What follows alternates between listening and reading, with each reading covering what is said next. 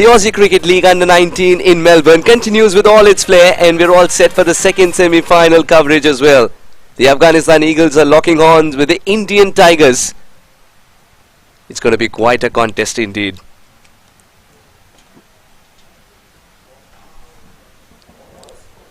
Not too long ago, we had Grant O'Hara with the two skippers for the all-important toss. Let's find out what happened there.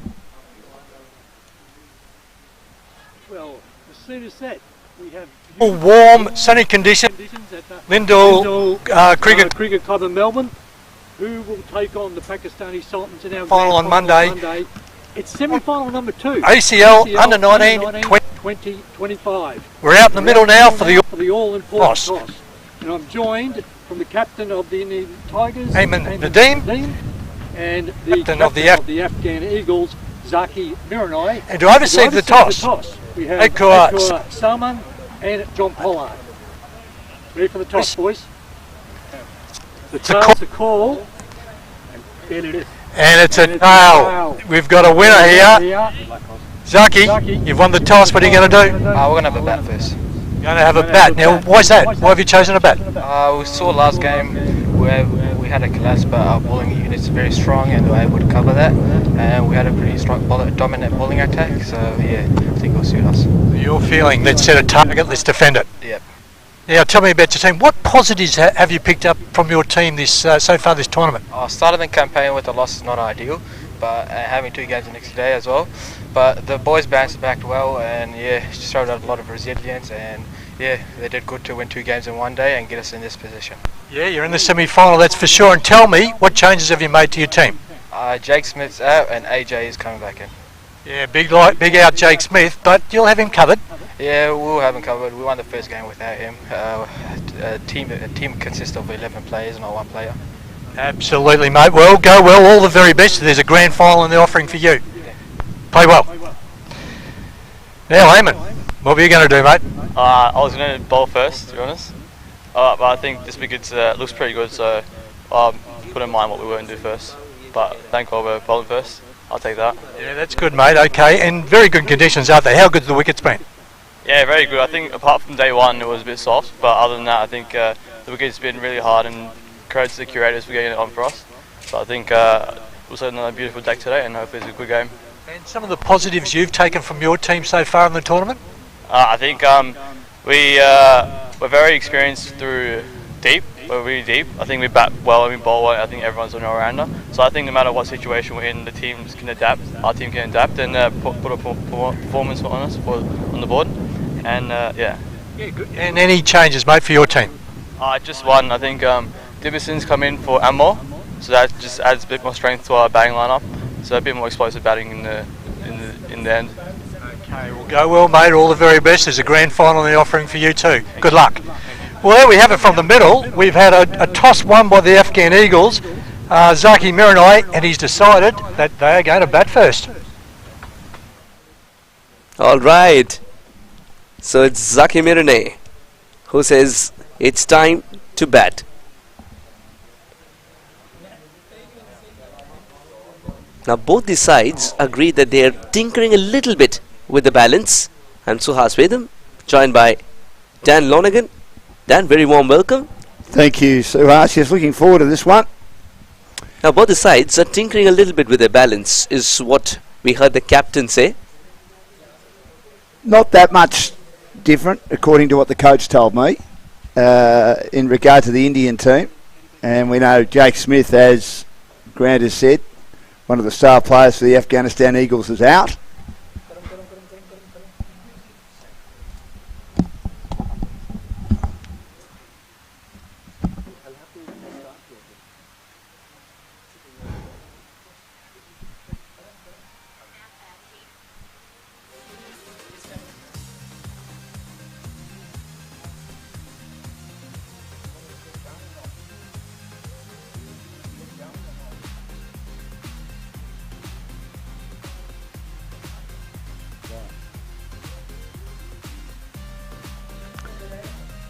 Well, we've got the national anthems for both teams very shortly.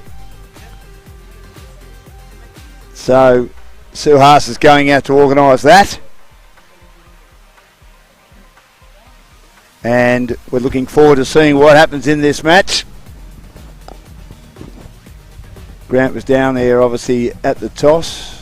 What sort of feeling did you get from both teams, Grant? Particularly the two captains, Zaki Miranay, and obviously the Indians would be feeling pretty good after yesterday. Yeah, they're feeling good. They're bringing some confidence into the competition, but no hesitation to bat from the Afghanistan Eagles captain. He was very happy to do that. He wants to post a total. He's going to back his bowling unit to defend whatever they make. But we saw that in the last innings, last game too, didn't we, Dan? You've just got to get. What's been par, do you think, in the tournament so far? 125. Here are the national anthems now.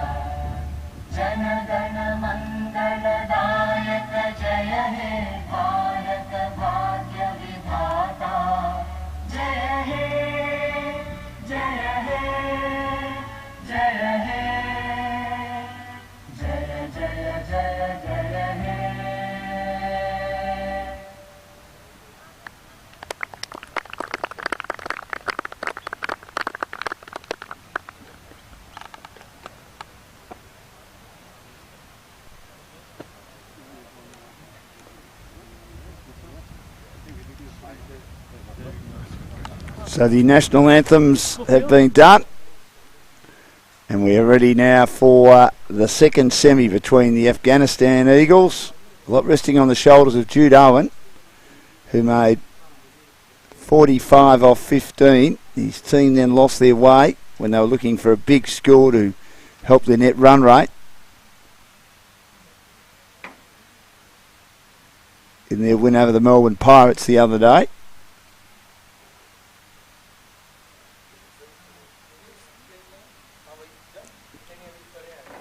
We need to get the playing 11s, of which there's not many changes. I know there's only one to the Indian team, the coach told me. I would love to have Sardi, their left armour, playing, but he's playing in a club cricket grand final starting around about now. It's a twilight fixture over in the western suburbs of Melbourne, the other side of town. It's been a remarkable tournament so far. hasn't it been, Grant? It has. And Dan, I beg your pardon, it's been a remarkable tournament, and what that it's also brought about is the fact that there are new heroes emerging every time the game is played. So that is exactly what you want when you're playing an under-19 tournament, especially. Well, looking at what some of the players have done, I mean, Rayan Farouk's got an average of well, he's made 100 and he missed out today, but his performances have been very, very good. Let's have a look at him. 170 runs, highest of 74, 2 50s, 9 4s, 14 6s. Hasn't he set this ground ablaze with 170 runs in 4 innings? Azan Saeed's got a couple of good scores. And when you talk about the bowling, Yeah. 4 wickets, 8 wickets in total for Abdul Jabbar Khil from Afghanistan Eagles. He's been absolutely brilliant. And Crandall, who will no longer feature in the tournament, of course, was remarkable with the ball in hand too. And Darji, 6 wickets as well for the Indian team. 3 wickets in each of the 2 games in which he's bowled in. And we know that their spinners were the key yesterday in dragging themselves back into it in that shortened game of 16 overs aside against Pakistan when the openers got away to a great start. And they'll be relied upon here, no doubt, to play a significant role. Suhas, I would have thought.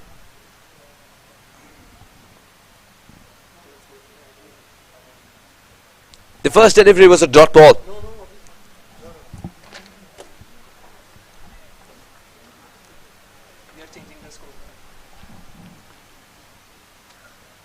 So Jude Owen Alright, don't you worry then. and You're Abdul going to see all action Nazari.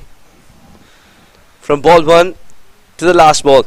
Maybe they're just thinking, oh, well, the first ball will be a dot ball, so we'll just premeditate it. We'll reset that, don't you worry. Yeah.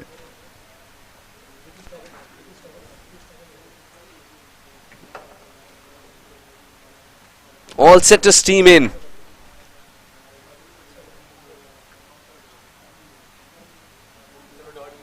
And Piyush starts well. Hey, you got to say that someone's got a crystal ball. They're predicting right.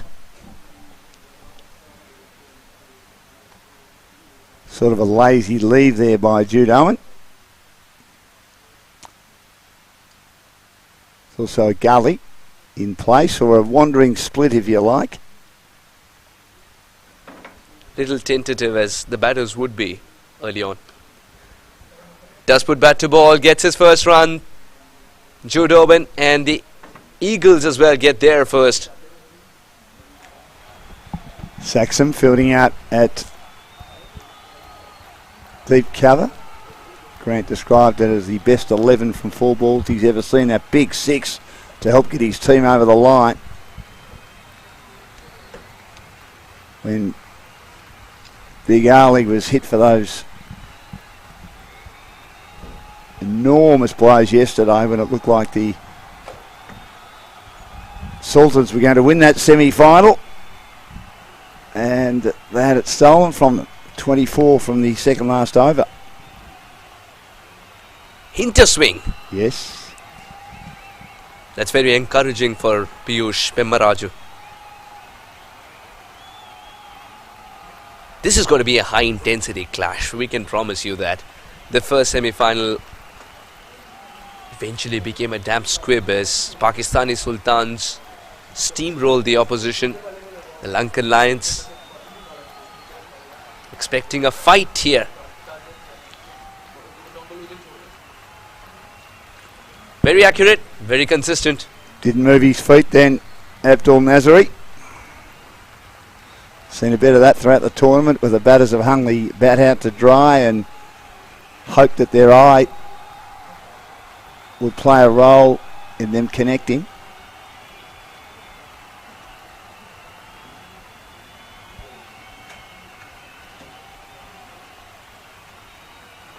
Swing and a miss. It's almost a replica of the previous delivery. Sometimes you wonder if you're watching a replay.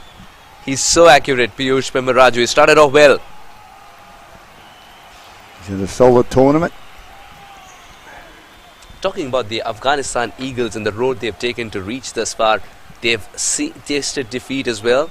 They've bounced back brilliantly. Zaki Mirane has been one of the best captains of the tournament. Almost got the wicket there. It's a scratchy start for the Eagles, but it's a start nonetheless. 1 for no loss. What do you like about Zaki as the captain? Zaki Mirane had the audacity to look the opposition captain in the eye and say, yes, we're playing 2 games a day, and this is the second game that we're going to play. Without a gulp of water, remember that. And he said, yeah, we will be fielding first if you allow us to. And then the way the entire team stood up for the skipper in difficult moments, ensuring victory eventually, is what makes a leader and is what separates the good from the great. Zaki Mirane has got the leadership qualities, and I'm very sure it can be nurtured from here on, and we're looking at someone very special at the higher levels too.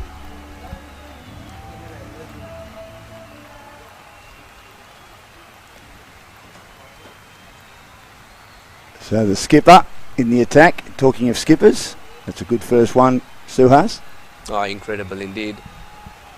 Ahmed Nadeem, I thought, will first gauge how much swing there is and how much movement there is on the surface, but he's decided to pitch it just within the line of the stumps, and then the ball gives you so much deviation. This is also encouraging for Ahmed.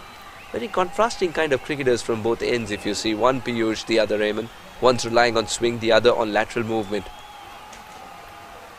There is swing as well for Ahmed. Surprising that he's trying to pitch it outside the leg stump despite the amount of swing. But once you pitch it outside the leg stump, the batter may not be a candidate for LBW anymore. He surely wouldn't if it's pitching outside. Who said it's only the bowlers marking?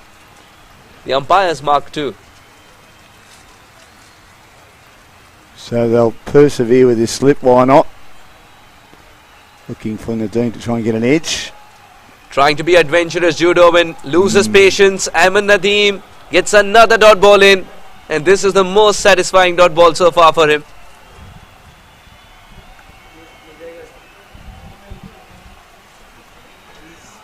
Afghanistan Eagles have relied a lot on Jude Owen, and the Indian Tigers know that. Jude Owen as well is in good form, and that's exactly what the Eagles want to capitalize on.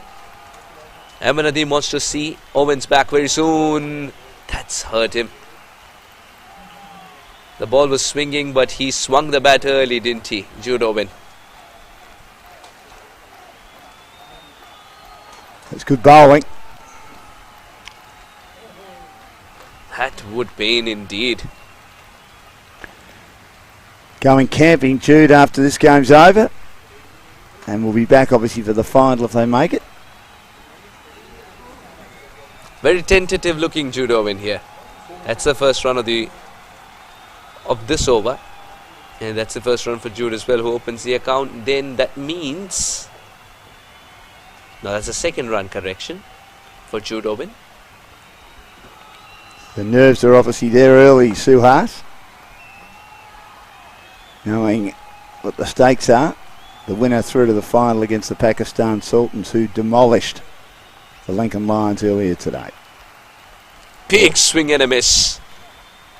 And Ahmed Nadeem gets through the over, conceding just 1 run. 2 without a wicket. Yes, that was a low percentage shot by Abdul Nazari. If you're disappointed with that.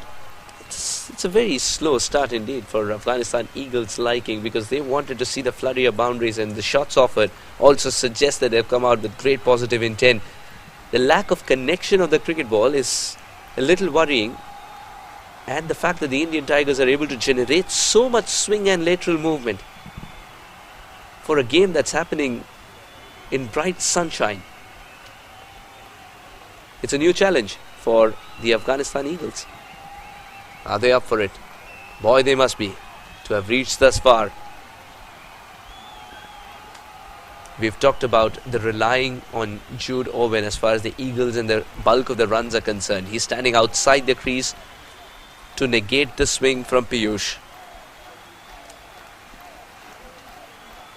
And again, he backed away, but managed to get plenty of bat on ball. So once he gets going, it could be very hard to stop, as we saw in the stifling hot conditions on Wednesday. Mind you, talking of stifling hot, it's pretty hot out there today. You walk outside and you're into an oven.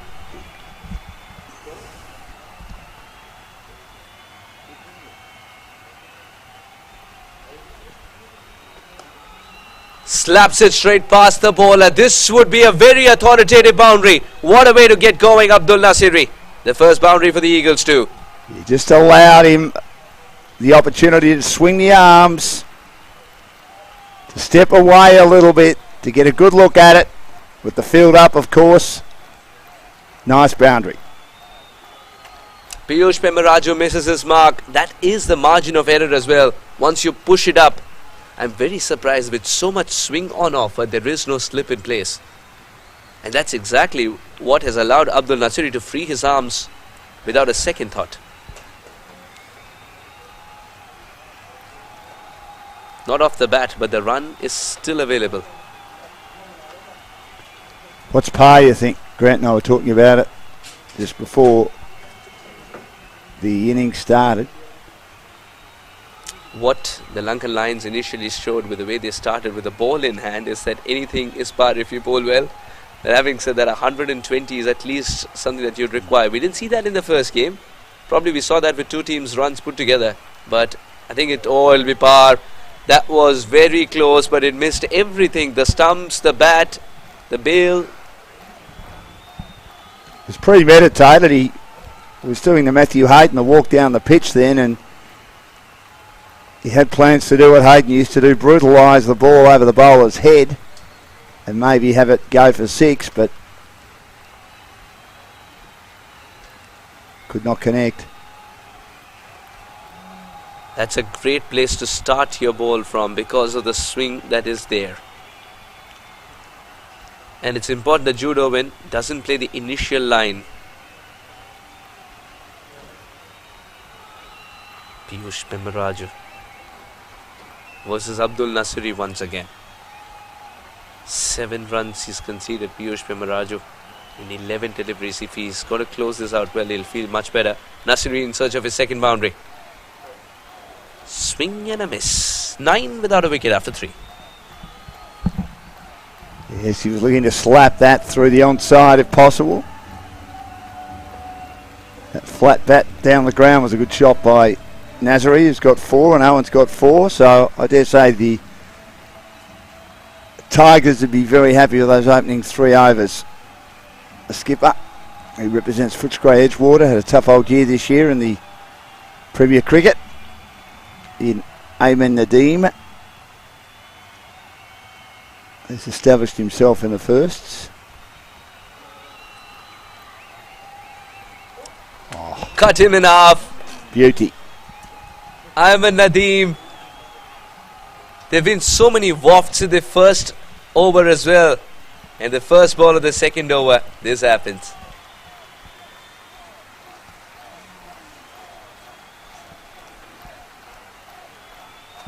Usually, when the batter struggles, it's a cloudy sky and the ball is swinging. It's happened again. Ayman Nadeem can make a cricket ball look like a rubber ball.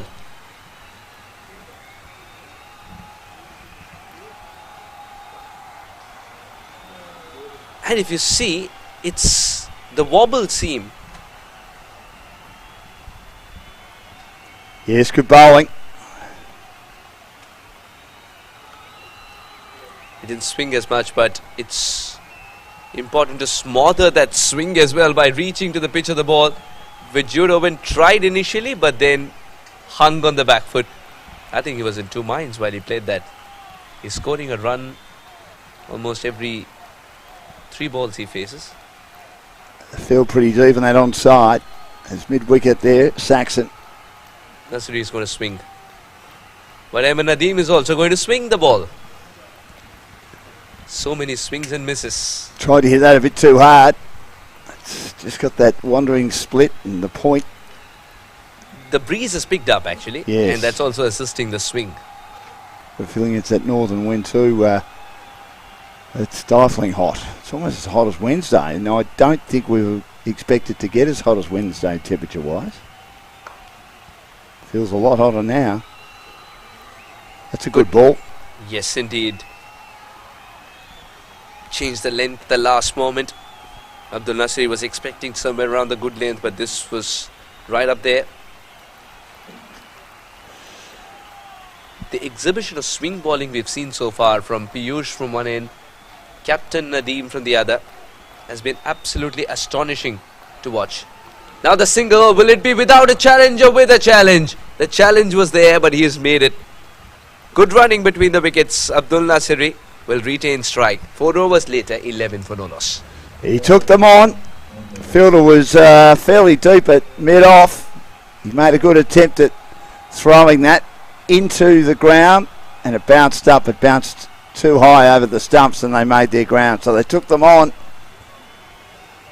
And a good even contest early days after 4 overs, none for 11. And that's good bowling by the skipper. Piyush to operate again for his 3rd over. Maybe he bowls this and then they save him for 1, or do they bowl him out and then do what they did yesterday, just bring those assortment of spinners on, including Neville Avery, who was the superstar yesterday, came into the team and took a wicket in each over and took 4 for 12. Oh, isn't he wonderful? He was brilliant yesterday. So the Indian Tigers do have the options, and talking about Afghanistan Eagles here, it's important that Owen stays there despite the slow start. He's trying to hit the ball too hard indeed. Abdul Nasri.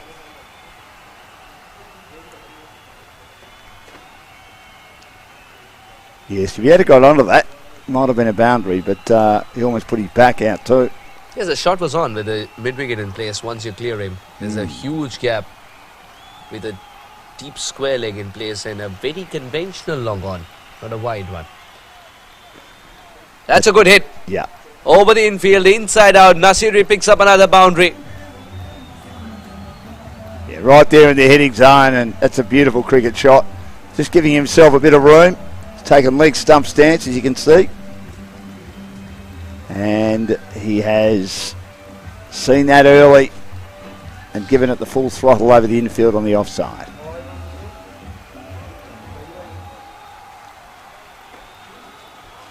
So they've made a promising start here, the Eagles. Khalil, the owner, would be quite content, I would have thought. This will land safely. Not for the best part of the bat, but that's been the story so far for Jude Owen and Abdul Nasiri. Surviving the wafts. There hasn't been a streaky boundary though. The boundaries that have been hit by Abdul Nasiri were from the middle of the bat. They've done well to keep it Jude Owen circumspect so far, but you'd expect the big left-hander to get going at some stage. Not yet. Another waft. And again, he probably didn't reach out, plant that front foot to get to the pitch, and he just tried to throw the bat out and use his back, use his arms as levers to lift it straight down the ground. I think there are days in cricket like these as well when you try your level best to put bat to ball. It just doesn't happen. Still searching for the sweet spot. Oh, misfield. This will be another run. Ugh. What should have been 1, and that 2 with a challenge, becomes 2 without a challenge.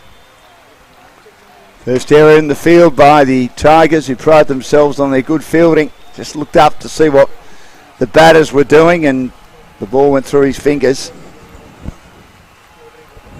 Keeps Owen on strike.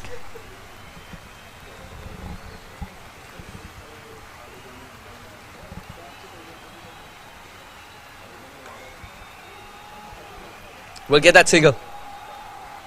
Good running. Good cricket all around, in fact. Saw him come down the track and hence threw it a little wider. 5 overs gone, 19 for no loss. Piyush balls 3 on the trot. Do you think he'll be given the 4th over as well? Well, I would have thought why not, because of the fact that their spinners have done a great job in the semi-final. And I think why not keep that particular game plan going. So I would have thought he's done a good job. Finish him off now and then bring the spinners on. But All right. we'll wait and see. And the ball is swinging as well Yes, early it on, is. and the captain fancies the first wicket with that swing. The captain himself is going to bowl the third on the trot. And to take you through the story of the swing and a bit more, we've got Grant O'Hara in the comm box with Dan. Well, they get a run.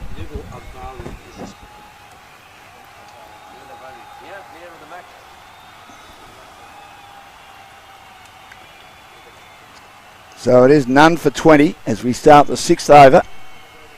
Just a pronunciation check, Dan. It's Neville Avari. Neville Avari. Just had that, I think, from a family member, I think. Righto. Or someone who knows him well. So Nadeem bowls and it's sliced away. It's swirling in the air for a while. Point thought he might have been a chance, but it lands in front of him and squarish third man. And they live dangerously, but they survive again. It's good to see people setting a straight. That'll like that. A friend of mine said to me once, Dan, the only thing that's ever really yours is your name. People are entitled to get it right. So it's Neville Avari, apparently. None for 22. This is down the ground. He stuck his hand out Nadeem. The throw's not bad. If it had have hit, could have been close, but he dived to make his ground naser in. It missed anyway. None for 23. He was terrific yesterday, Neville Avari. Came into the team. They decided, spoke to the coach before the match, Grant, and he said they just gave a few guys an opportunity. He was one and keeps his spot. Yep. One of a number of spinners that played their role. Most of them leg spinners yesterday. It was great to watch. None for 23. Nadeem has Owen poking at one and missing outside the off stump. A lot of playing and missing from Jude Owen today. Yeah, after his very assertive innings yesterday, as we said, 46 off 15. A different situation, of course. They were looking for a win and also to get the net run rate up. Trying to get a spot in the final. So slightly different mindset. They've got to keep making runs, but they can settle in first, and he manages to beat short mid-wicket here and get another one. And the critical stat there is no wickets for mine. No wickets for 24. Yes, it hasn't been an explosive start, but you're building that platform, aren't you? You're building a foundation to leverage off.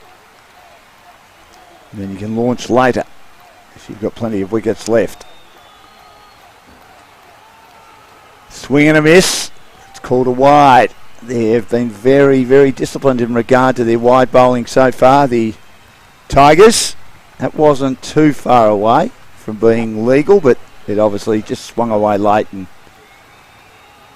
yeah, the sides that have made it to the top of this competition, the semi-finals, usually have been giving away sort of around that 11 to 14 sundries.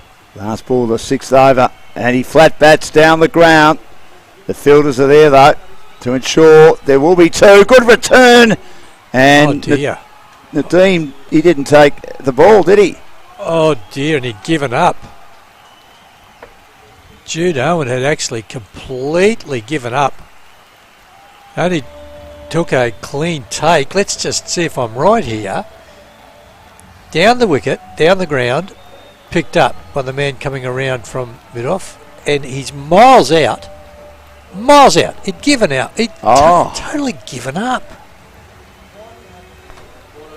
It looked like there was definitely a two, and the fielding was excellent. Unlike the Pakistanis who couldn't do anything wrong, or the Sultans couldn't do anything wrong, the Indians had an opportunity there, and the skipper wasn't able to take it cleanly. So the Eagles get through the first 6 overs, but just a bit lucky there, none for 27. But to make a final, as we've spoken about, Grant, it's often the one before the final.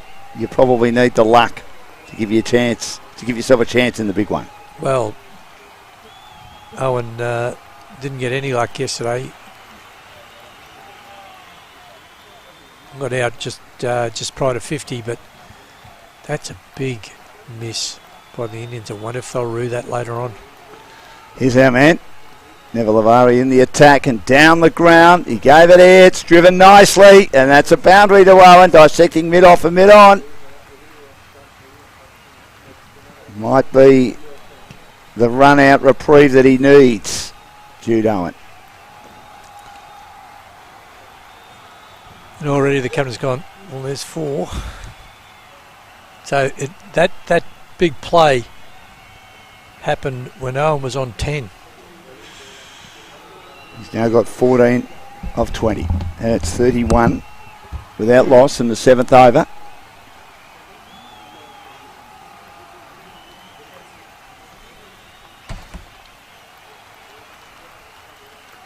Flatter delivery, and he caresses it for another single out in the deep. So it was over 6 on 10. I'll just make sure I've got the milestone, some milestone events in the game.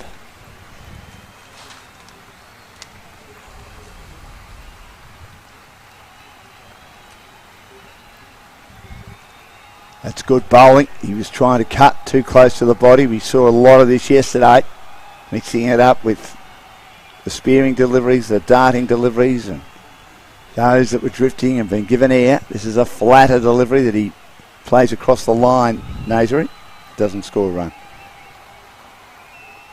Gets 3 overs quickly too. Neville Avari. Slicing over the offside. Cover will stop that. Gee, he made a bit of a meal of that. I wonder whether he nearly backheeled into the cushions, which indicates the boundary out there. As he slid forward. Just. That's good bowling.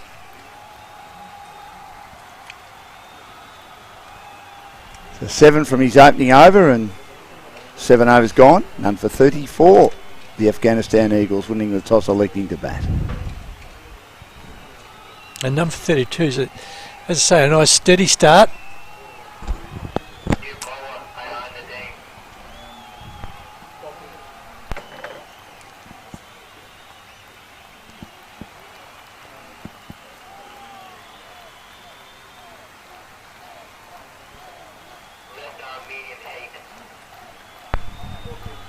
Brother of the captain coming in now.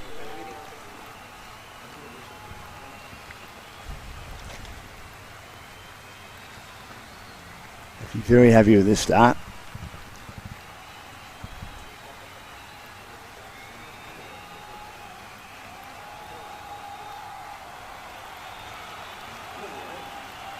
Plays away from the body, Owen. So A in Nadeem. Brother, the captain's a right armour, he's a left armour.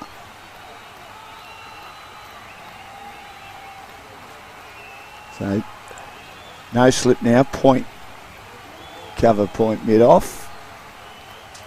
Deep backward square on the boundary. Owen gives himself room, it's not taken cleanly by Howard, the wicket keeper. And it's a drop catch, Dan. Drop catch? Yep. It's a bottom of toe end. Have a look at it.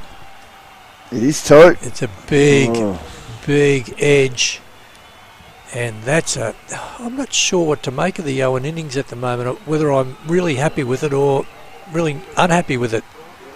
What I mean by that is yesterday he was explosive, 46 off 15. And for 35. Short delivery, attempting to pull now. He has talked about the fact he's going camping when this game is over, so he's already thinking about pitching the tent. Well, either that or he said, no, I'm going to adapt to in the final. I want to see this out. I want to get off to a steady start and just reduce the risk. I'm going to play low risk cricket this innings. Unlike yesterday, which was high risk, high return, and that's a boundary. That's a boundary, Dan. Yeah, it is. It was a short delivery, and he did well to sort of nestle that off the heart of the thigh pad. Yeah, too short. Too Gave short himself leg. room. Yep. And I kind of like that because it shows that he's thinking about his game and he's got a couple of speeds. He doesn't have to just all out attack all the time. But sometimes also, we may see it a little later in the innings, but sometimes when you're riding luck and you're in good form, keep going. He's been impressive, Nasri. He didn't quite get all of that then as he spoons it down to mid-off. But he's actually the one that has hit the ball more in the middle, found the gaps. He's got 22 off 23. Owen the same number of balls, 16, and it's none for 41 in the 8th.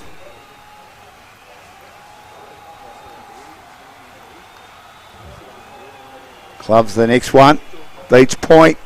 2 fielders run around on the offside, and they come back for 2. It's a better shot by Jude Owen. Well, the other thing too I just thought of, Yes. yesterday's wicket was different.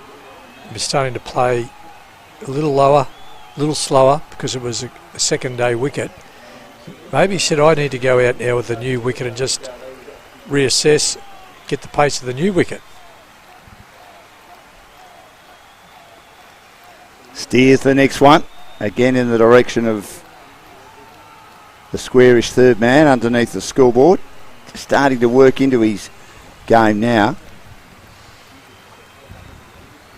And 8 overs gone. Is it better though if you are more confident with the game plan you know that you go, or if you're going to develop as a cricketer, you've got to learn to have a number of different gears and speeds? Yeah, I think that one. Right. Yeah, I think that one. Different wicket, different conditions. But what do we used up 8? He's used up 8. He's got 19 off 25. But that can change pretty quickly with a couple of boundaries, can't it? And also, there are no wickets in the column yet, so that's the most important aspect, that they're setting it up. To press the button, aren't they? They are. Has he broken his bat here? Nasri. I think he has. He's checking bats. Yeah, he got one high on the splice and it made a funny sound. I think he's probably hearing a bit of a click going on there at the moment. That's a bit of a sign that something may have broken in the handle. When you hit the ball on the splice of the bat, it's the weakest part of the bat. And you can get a little fracture, and then you start feeling the handle bend. When you do that, you start losing power from your bat, so you need to get it changed. Roman Safi is one of their key bowlers, came out there with some running repairs for Abdul Nasri. Owen on strike, and he drives long and high and hits that powerfully over long off, who thought about jumping up but it just had too much height for him to get anywhere near that. That's the Jude Owen we know. It was in the slot. And it was a wrong one. Yeah. Step hit in the step hit zone. Not sure if he knew he got every bit of that, because it was going straight over the fielder's head as it turned out. But that's what we know. Now it's nearly run a ball. They're curtailing Neville Lavari after his 4 wickets yesterday so far. Short and cut for another run. You only need one big hit, don't you, Grant? You just get your game going. Yeah. Someone like Jude Owen is that confidence, momentum type player. In the 9th over, they're past the 50. None for 51. He's got 26 and Nasri 22 with a new bat. He swings across the line down to long on for another one. Been responsible from the word go, Abdul Nasri.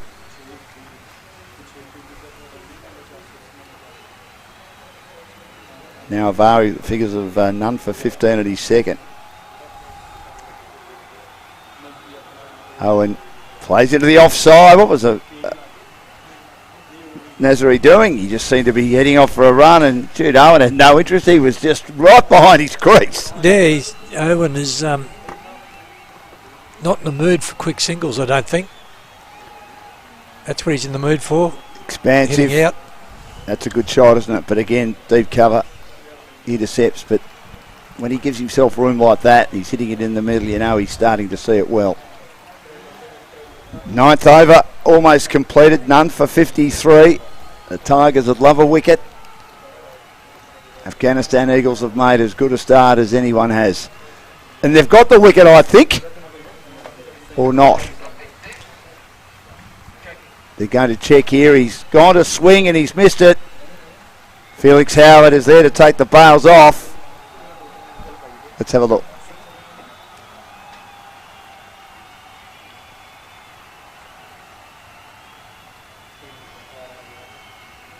He had the back foot, as far as I can see here, Grant, sort of in the air trying to get it back quickly. Maybe he's just got it back in time. Yeah, I'd like another look actually. I think he's back in, but not totally sure. He was nice awareness. He was quick to switch his feet. It was an ambitious shot. Maybe trying to hit it a bit too hard too and got off balance. Now for this to be out, it has to have come through fairly cleanly and quickly to the keeper.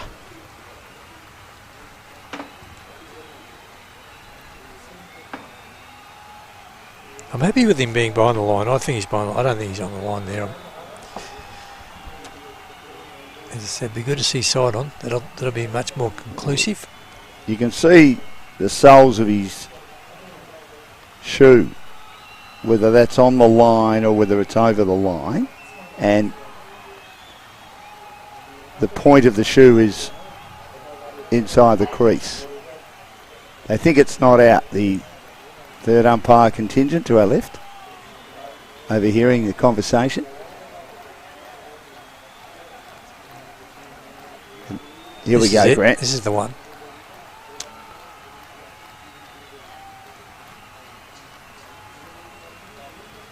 Sliding it back.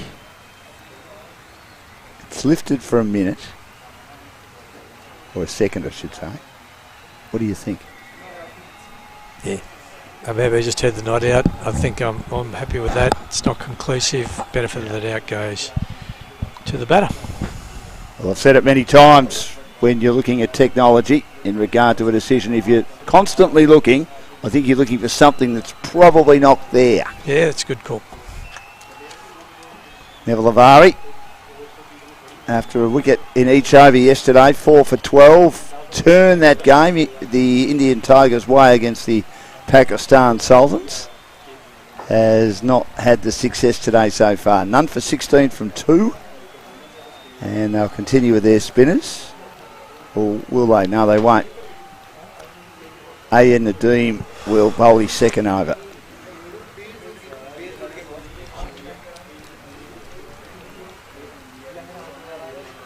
And Owen pushes into the offside. Has to get back. Nazari again, he was out of his ground. And he does. The return misses from Saxon. Deep point, it was a good effort. It wasn't far away. Might have had him scrambling a bit.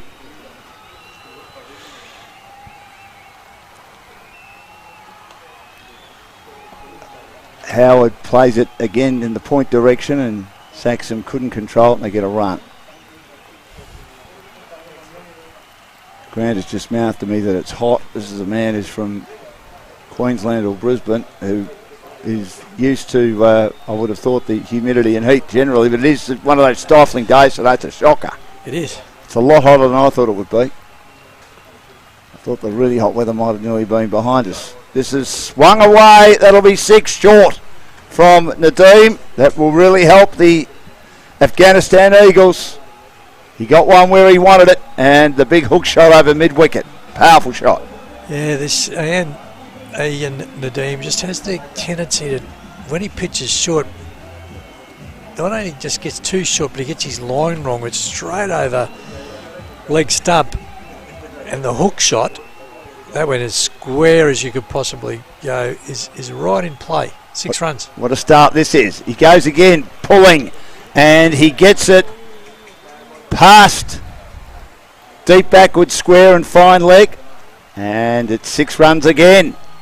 Got it a bit finer, but again he picked the gap, so 2 short right once more play from Nadeem. Consecutive 6s, And what a powerful start this has been by the Eagles. They're 66 without loss.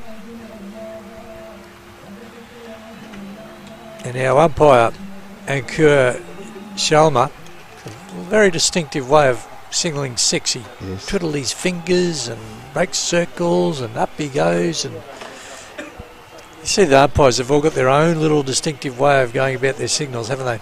Billy Bowden was like that. The Dean bowls again, and he gets Nazari in a spot of bother, gets all tucked up. Now the best partnership opening wise in the tournament so far was the 70 yesterday, which is a little bit of a concern for the Indian Tigers, between the Pakistan pair of Farouk and Talat. He gets bowled this time. He opened the shoulders, he exposed the wickets, and he bowled it straight, did Nadeem, to dismiss Nazari. And again, my commentator's curse has picked up a wicket out for 35. 1 for 66, and they needed that after 10 overs. I'll take a break, go and try and find a drink. I'm perspiring like 10 men. And Suhas will join Grant O'Hara with the Afghanistan Eagles off to a great start in the semi-final. 1 for 66 after 10. So they've gone from none for 28 to 1 for 66. So they have increased their run rate in that block of 5 overs. And in pretty good shape at full of wicket there. It's, I would say, the status of the game at the moment is pretty line ball, pretty equal. So 132 if you double the score. And you'd think you might be able to go a little bit better than that if you've got wickets in hand, the wicket playing well, conditions hot and very clear. And I think it's going to come down to it, how well the Indian spin quartet, I've seen at least 4 of them bowl, any one of which can make a big play on the game. Driving in the air, 1 bounce. Owen missed run out at 10. That's so far cost the team, cost the Indians 19 runs all up. It wasn't a difficult take to convert that run out. Sultan Kakar is the new batter. He's off the mark straight away. Owen running. It's slow to get going there. I don't think Owen's probably had a big couple of days. He's not that keen on these quick singles.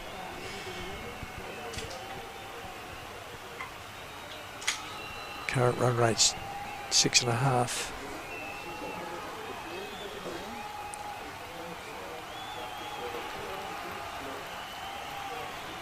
Nice simple single. And the strike is being rotated nicely here. Avari. Neville. Avari.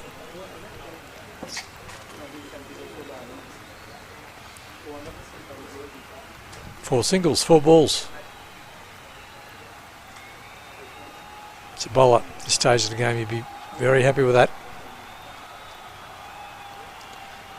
Go back, Suesh. Thank you so much, Dan. No, Grant. Simple mistake.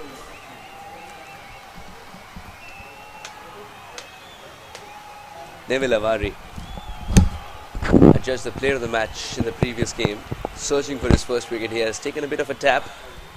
Is this the first wicket for him? It's indeed the first wicket. Captain Nadeem with a safe pair of hands and excellent boundary awareness completes the catch, and the Eagles lose another feather from their wing. Didn't quite get it. Sort of the ball wrapped around his bat. Really nice catch. Very good boundary awareness. Nice and cleanly. Couple of hops and missed the rope. And that's out.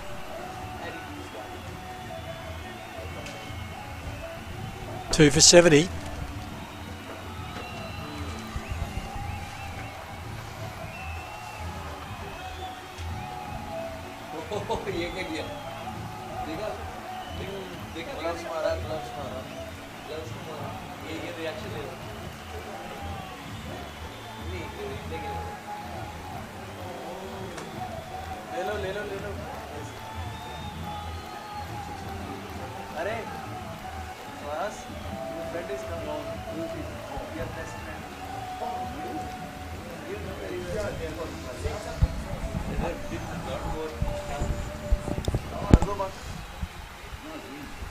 $70 for 2.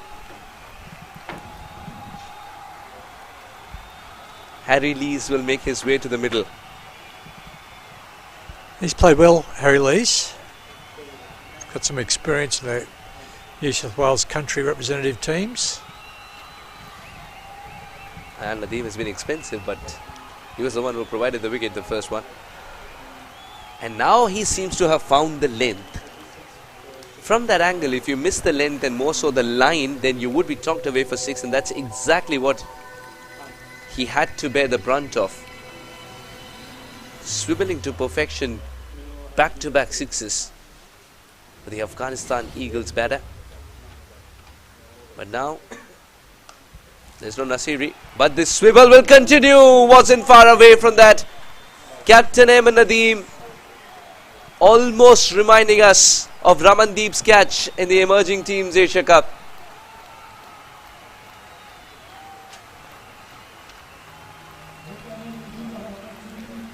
And that one had to be hit a little bit. Oh, good try. That one had to be hit a little bit more in front of square because the line was more over that middle stump.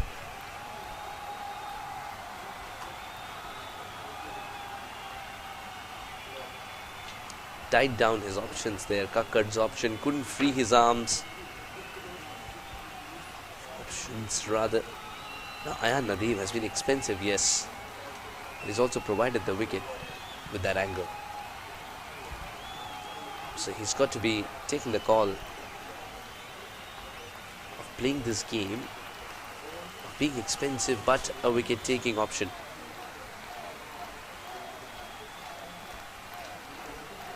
Very brave cricketer indeed, Ayan Nadeem. And Sultan Kakkad. He's managed the first boundary.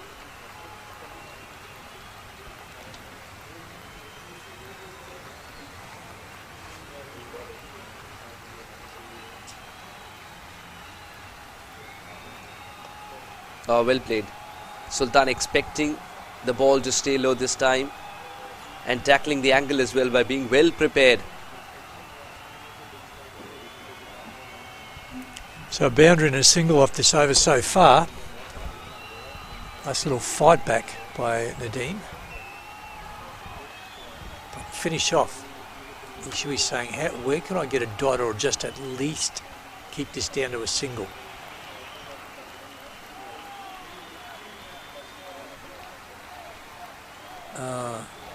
Boy, that's not what he's looking for, and that's, again, I mentioned this game management. It just should have been in his psyche to not dropping the short, just going to pitch up, maybe give away a single. Now he's bringing up third man, which means he shouldn't go short. And there is a man at wide long off. That's what I wanted from the ball before. Harry Lees will open the account and will retain strike as well. 12 overs gone, 77 for 2.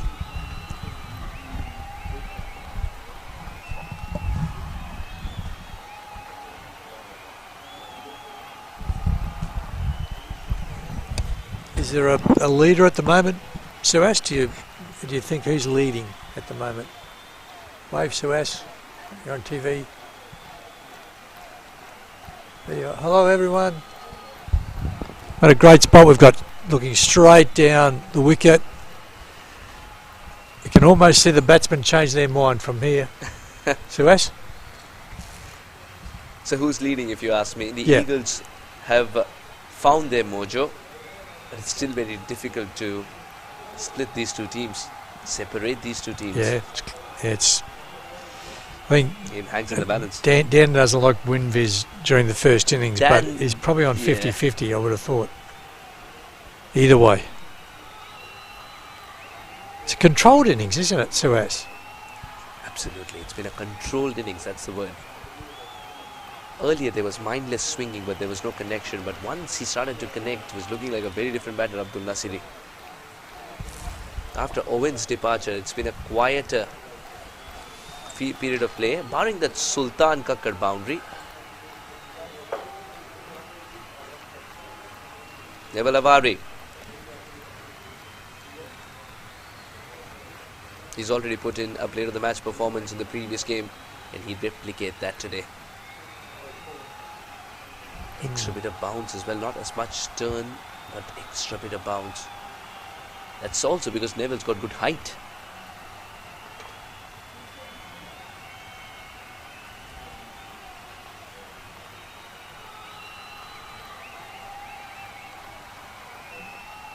Really well played, will get a single.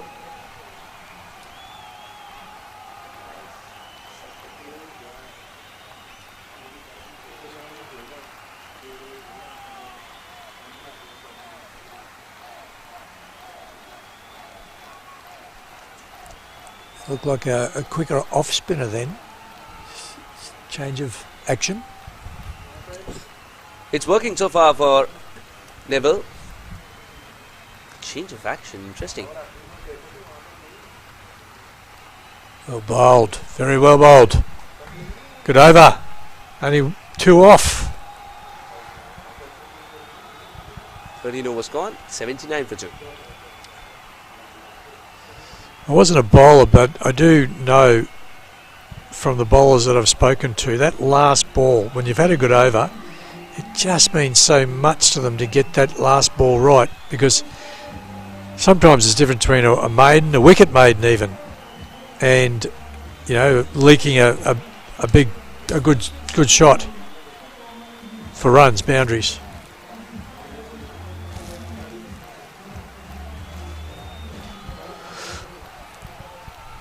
An over consists 6 balls and it demands immense attention. The 6th ball also demands attention.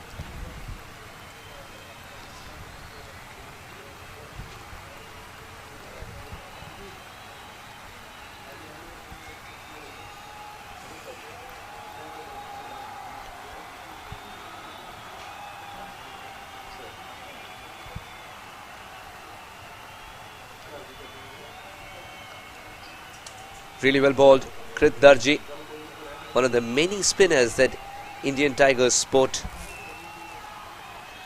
in the Aussie Cricket League Under 19 2025. Now have the support of Cafe 1971 as well, as the ACL Under 19 partners with Cafe 1971, a multi-cuisine restaurant from Chandigarh in India. Thank you so much for being the platinum sponsor, Cafe 1971. Definitely doing a world of good in this part of the world for the under 19 boys, as new talent will be unearthed at Aussie Cricket League Under 19. Well, many Melbourne people would say they're in the coffee capital of the world in Melbourne. Maybe we could take over Cafe 1971. Indeed, it's got new meaning now. Well played, Grant. Yes, I thought Cafe I might be 1971. able to chip in for you there. Indeed, the platinum sponsor. Do you know there's a So when are we going for that coffee? Oh, we should. We should. I want to shout you a magic. Suez? Yeah? A magic.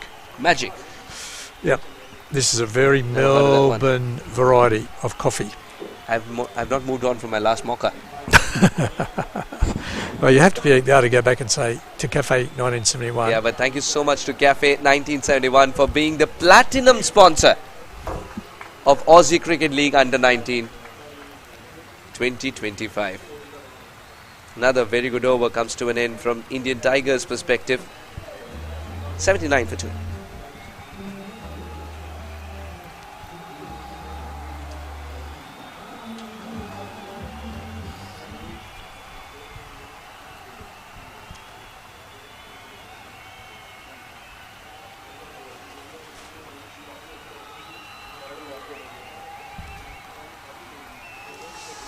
We've got a new bowler coming in from the northern end. Ajita Taka. How do we pronounce that? Suresh, you're great with these. Takre, sorry, yes, sorry, Aditya. Aditya has been working on his leg spin as well. Coming from Sydney. Even travelled to India. In Really? One of the tournaments in Gurgaon, which is slightly in the outskirts of Delhi, but very well developed. Gee, isn't that lovely to be? Gee, you get some wonderful opportunities to travel the world, play a cricket, even at under 19 level. Yeah, cover cricket. So that's that. As I told you, apart from all the perks of being a commentator, oh, that's a good delivery. The way he mixed it up, watching the batter till the last moment, it's a good attribute to have. Apart from all the perks of being a good commentator, I think it definitely helps when you. It's immensely satisfying, I should say, when you see good talent come through, and you follow the trajectory of their career. Yeah, sure. There in the key moments, which made them who they are. When they perform at a bigger stage, you're able to tell them those stories too.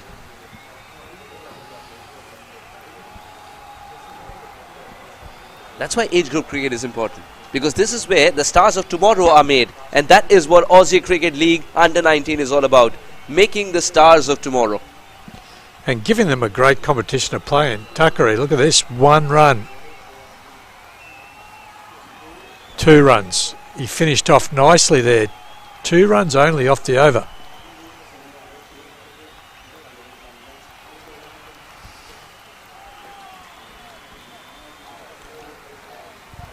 So it's an interesting little part of the game, isn't it, at the moment? Absolutely. I would be disappointed if I'm in either shoes, to be honest. I think I've got wickets in hand and I might be able to get another. What's 5 to 40? You know what, Grant?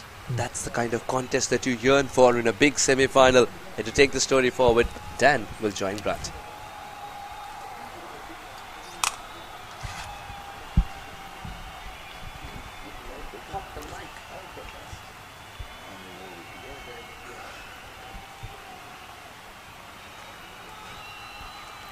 So, new bowler, we've got a spinner coming in from...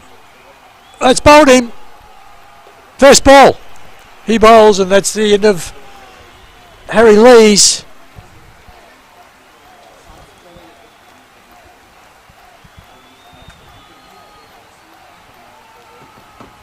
And that's a really important wicket.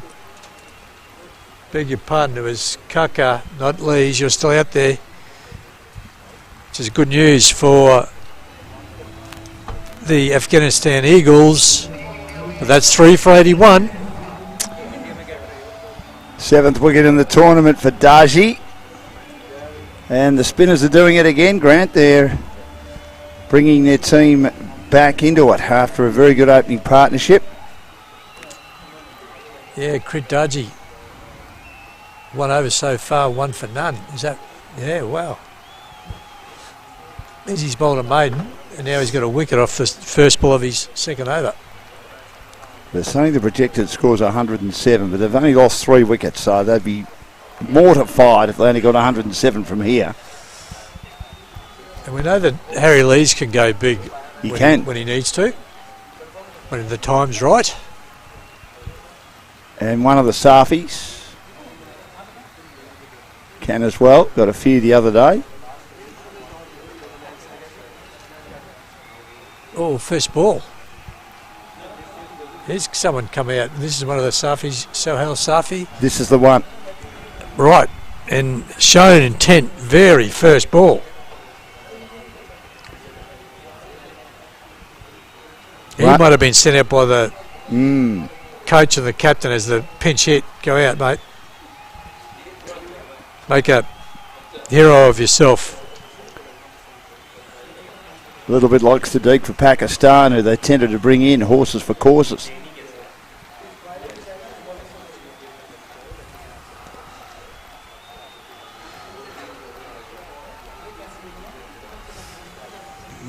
Come on, you move your feet there, Harry. I hope you're watching this back. Get that back foot across and you would hit that. People are going to move their feet.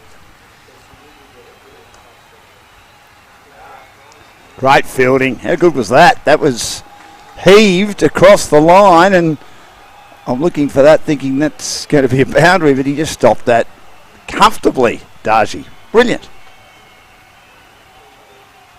Oh, bowls him. Stepped across, way across the offside, trying to invent a shot, and he missed it. That's frustration, isn't it? That's what that's all about, Grant. I reckon he's disappointed he didn't get runs from the previous shot, which was a good one because of the fielding, and then he tried to improvise with something that he didn't need to improvise with. It's never advisable to miss one that's on the stumps, Dan. No. That's what I found in my career. Well, you the just hard way on many occasions. you played on its merits. It only lost 3 wickets. It's still got a few overs to go, but they've lost their way all of a sudden. Well, maybe when he saw Safi go hard at the first ball, there's a wicket there, the bowled. He thought, righto, time to go. But I'm a bit of a one that likes to see one go and the other stay, and then maybe when the new batter comes in, give him some time, the other one goes. You know, you sort of alternate. Brilliant. Ajitesh Kamboj is the new batter for the Afghanistan Eagles. Can certainly hit a big ball.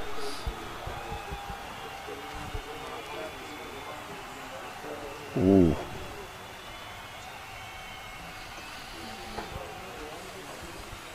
Got him high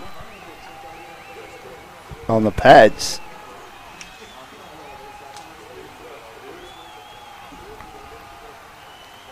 Kamboj, the new batter. 2 for 1. Wow. Yeah, off 2. Darji. Semi-final performance. 4 for 183 of 16.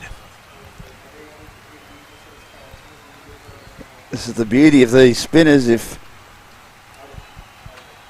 Neville Avari doesn't get you, or Adisha doesn't get you, and he's bowled only 1 over so far, about to bowl his second, Darji will get you.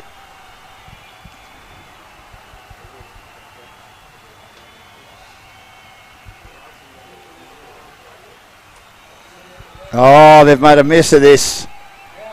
And there's a run out. Oh, what an absolute mess that was, Grant.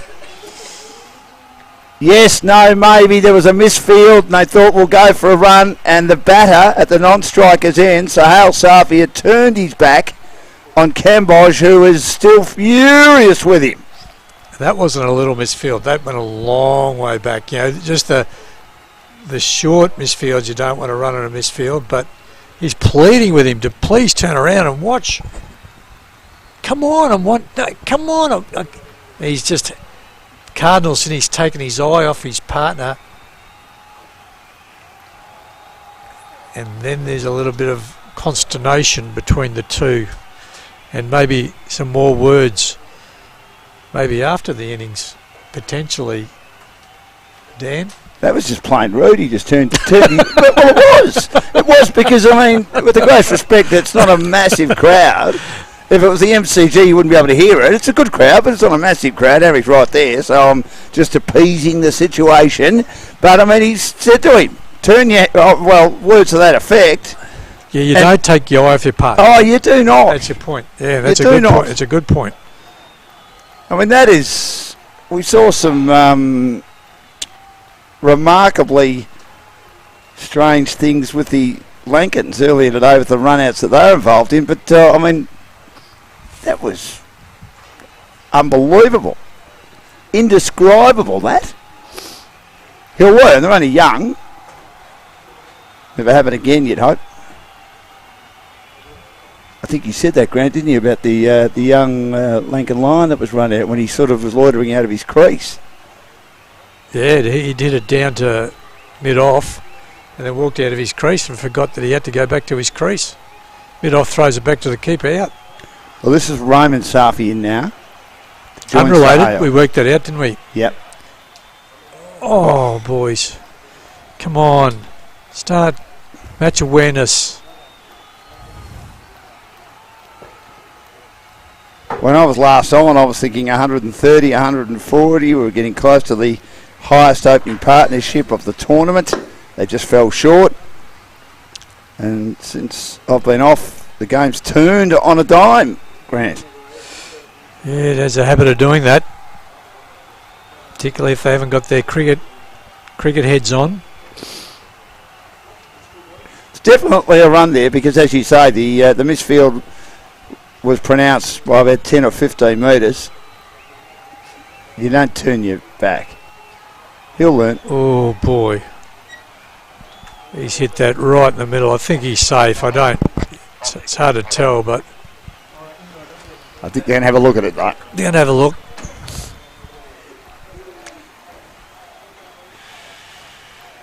We're getting not the side-on look yet.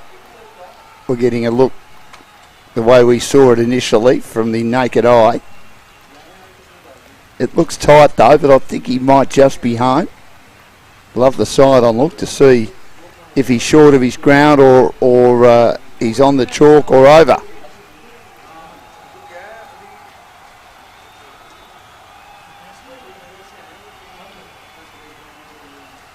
Five for 85. It's not out. It's been called by the third umpire brigade. We're in the 17th over. And these spinners have bamboozled the Afghanistan Eagles. It's been a spin-friendly tournament, hasn't it? I think that's for two reasons. One, the conditions have suited spin. Yes. And two, because there's some really quality spinners in all teams. Of course, Indian sides, Pakistani sides, Sri Lankan sides, etc., have always had good spinners, haven't they, Dan? Over the years, they've been magnificent to watch. When I first grew up, India had all those superstars. Of course, now they've got some good fast bowlers. Bishambaydi and Prasanna and Venkat, Chandrasekhar. I would say that's got to do with some of the grounds over in India now, just pristine, aren't they? They're lovely grounds. Wickets, all different types of wickets these days. Oh, nearly a catch. It was one that he looped up and he dived across, and it was a great effort. He might have grazed his elbows on one of the hard wickets there. It was a wonderful effort by Darcy. If he takes that catch, that's one of the catches of the tournament. Couldn't quite hang on. Good effort though, Grant. Very good. 5 for 88 in the 18th. Hold him. Another wicket. Roman Safi goes. Darji's got his third, and he's the hero today as far as spinners are concerned for the Indian team. Let's take a look at this ball on replay. Look at that. Flicked out it in front of his fingers, no real rotation on the ball. It's rotating very slowly, which means that the ball was just going to follow on the path that he let it go on. And that was enough to get between the bat and pad. Plenty of loop, and then it dipped. So it's a little bit like their batting effort the other day against the Pirates. They managed to conjure a score of over 100. It was more than enough to win the game. After a very good start, and they got the same today of 66. Since then, Grant, they've lost 6 for 22. And take a look at the figures of Darji, Krit Darji. 3 for 3 off his 2.3 in a semi-final, thank you.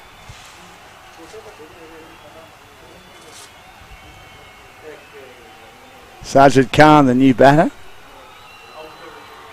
Pill for LBW. Oh, it's given him out. Oh. It was front pad.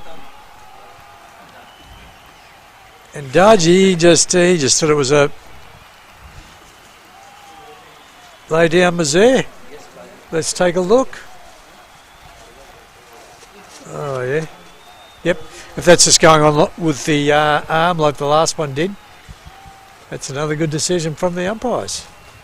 These guys should be first-class umpires. They've been terrific.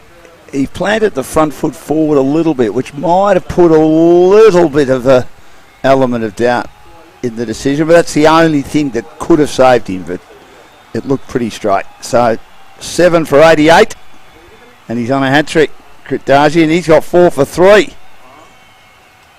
And we've had a few players on hat-tricks. One, Tariq on the opening day from the Pakistan Sultans, who'll be in the final on Monday. Had a hat-trick? Yes. Wow. A procession here. And the captain, Zaki Miranay, has come out to face the music on the hat-trick, Grant. And he's just been bowling straight balls, stump to stump. You miss, I hit. That sort of theory. And this will be just on target again, you would imagine. Hat-trick ball.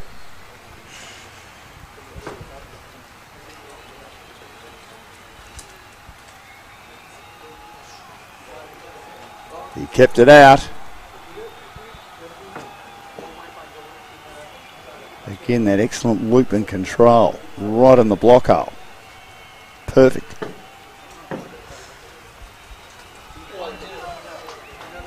And he gets a wicket with the next ball. So 3 wickets in 4 deliveries. He bowled a flatter, quicker delivery and right through Zaki Miranay's defences. And they're 8 for 88, and he's got 5 for 3. Yes, 5 for 3. We've seen some incredible figures today. Whether it be a individual performance with the ball or a team performance with the bat, like the Lincoln Lions earlier today, Grant. And I've heard you describe this type of ball before as nude nuts, and it's almost exactly what they are. But very clever ones, because he's not putting, what he's not doing, he's deceiving the batsman, because it looks like he's putting some revs on the ball, some revolutions on the ball, but there's so little that the ball is just going on with the arm. And so if he bowls it at the stumps and you miss it, pretty obvious result, you're going to get bowled. So I don't know whether these guys are playing for spin or he's just deceiving them, but very good bowling. They've got to get Safi on strike, because he might, with the wind, absolutely blow one out of the ground, which he does. He's got a great eye. Oh! Cop that. Launched it over long off. Cleared the fence by plenty. He's going to keep swinging, yeah. Isn't he? When he's got to. He's only 2 overs left. While he's there, they could maybe get 120 to give them a chance. Here he goes again. And that's 6. So he's gone long off, and he's gone slightly long on, straight hit. He's strong, isn't he? Very strong. Toss them up a bit, Adisha. And he got in a swinging arc on both occasions. And I like a dead fish. Yeah, it's at this stage of the game, it's length, not so much line, because they'll get themselves in position. But when it's that length, it's hittable. And that was a bit shorter.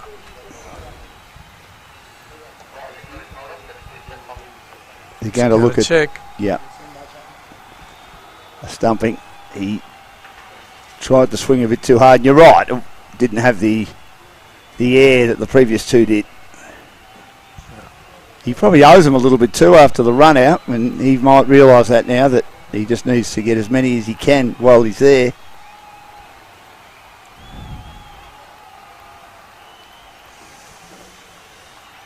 I'm happy with that. That's not out. No. He sort of moves the foot a bit after having it anchored, where he thinks he's relaxed. They've said not out though. Fair enough. So they've got the 100.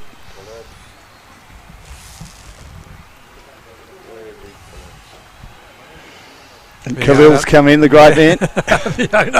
He looks happy, doesn't he? Not really. He just mentioned, all the only word that had come out of his mouth is collapse.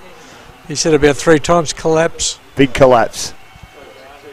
Although that's 3 sixes. That's a magnificent pull shot. That brightens him up a bit. Saying beautiful now, that's another word. So Adish has been expensive. He's put them in the hitting zone 3 times and... Oh, he wants to call. Wants verification. This David Safi, he's fun to watch, isn't he? Oh, 21 off 7. Yeah, he's great to watch. 300% strike rate. While he's there, they're half a chance. Flatter delivery, and now he plays an inside-out shot, which is as good as we've seen in the tournament. I've said that a few times, but they rise to the occasion again, Graham. What a shot that was over cover. Oh! He's got a terrific eye. Just follows through, and it's not easy to do what he's doing. But he's making it look easy. Well, this is an over that could turn the match again. And you said 120. You already got Nostradamus. It's a loopy delivery. He reached for it. Could he be caught? No, he's clean bowled the fielder who made a good effort to get around. And it's gone to the boundary for 4. What an over this has been. Oh, wasn't that sort of lost control? Yeah. And the fielder had a decision to make. Do I try and catch him or do I save the boundary? And he went the former. Well, he didn't move his feet. He just stretched at it and was able to get the result. So there was 6, 6,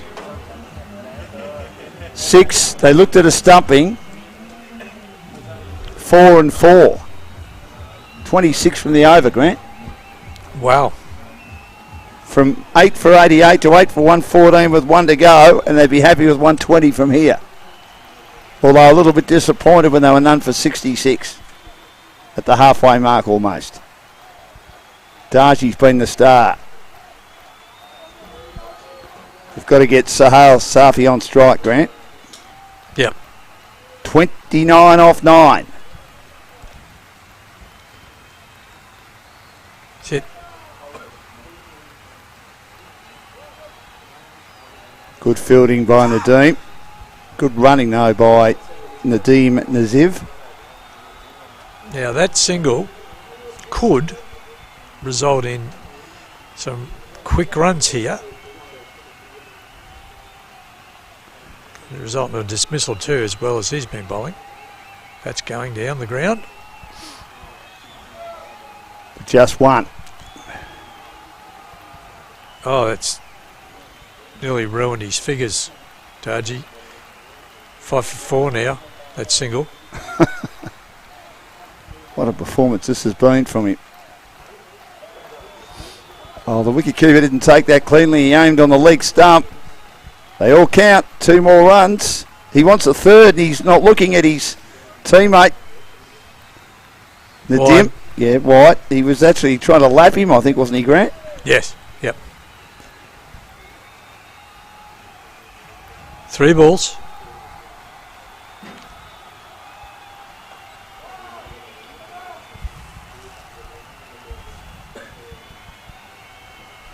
Very passionate Khalil, isn't he? Khalid. Very much so. 2 to go. There's your 120 that you projected, Nostradamus. And he came in before and he was down in the mouth, and then a minute later he was as happy as Larry.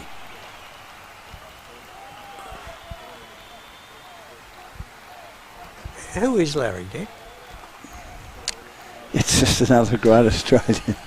Yeah. Well, it's not Larry Hagman from Dallas because he was never happy. I think it's probably Australian, yeah. Now, last ball. Ooh. Then let it go, wondering what he's doing. So 8 for 121. They're giving themselves a chance here. Nazif on strike, last ball. Down the ground, he's going to get a big 6. That might even end up here. He's got it. He's got it. Well done, son. Well done by Sale Safi. Was involved in a Very embarrassing run out, and he put that behind him, 31 off 11, and Naziv's hit a big 6 at the end to give them something to bowl at. 8 for 127 is not a bad score. But it's defendable. Surely is, and now we got a game in our hands now. Let's just take a look at the last ball.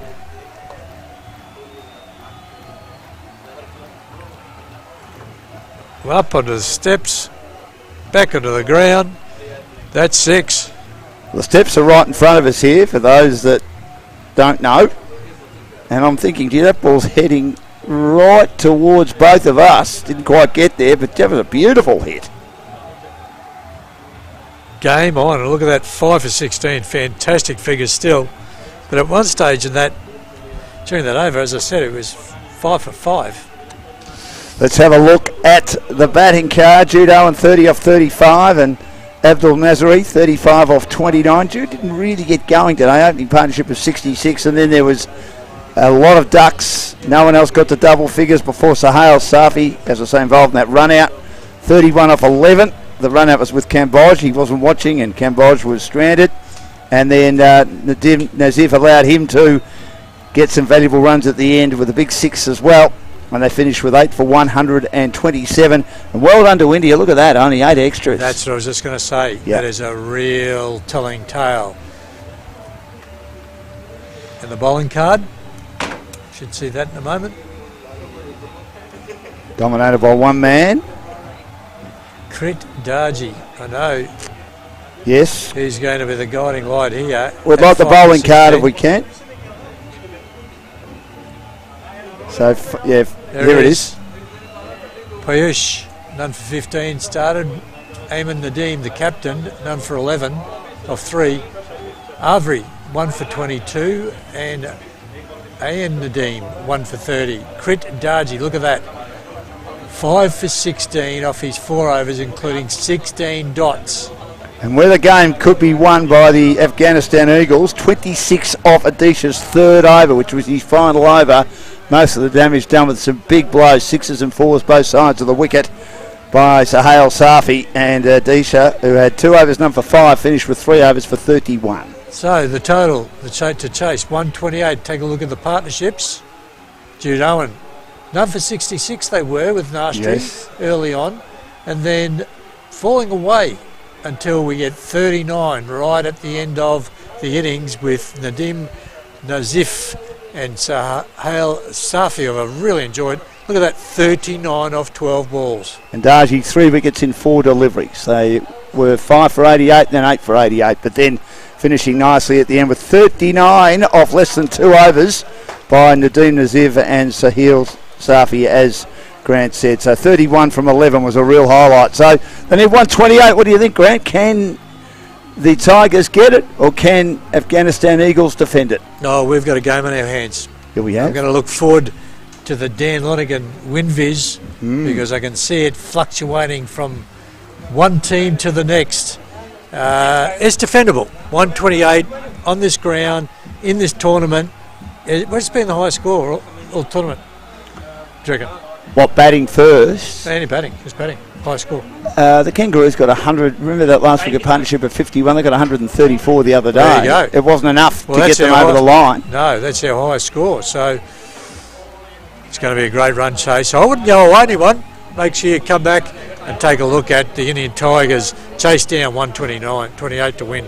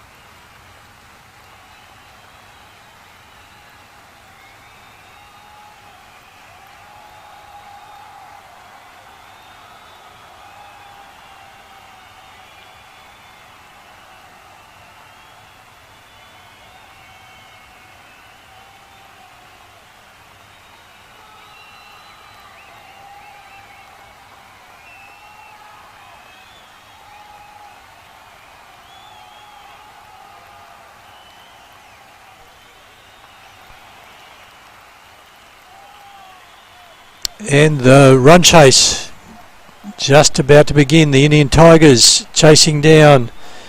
128 to win.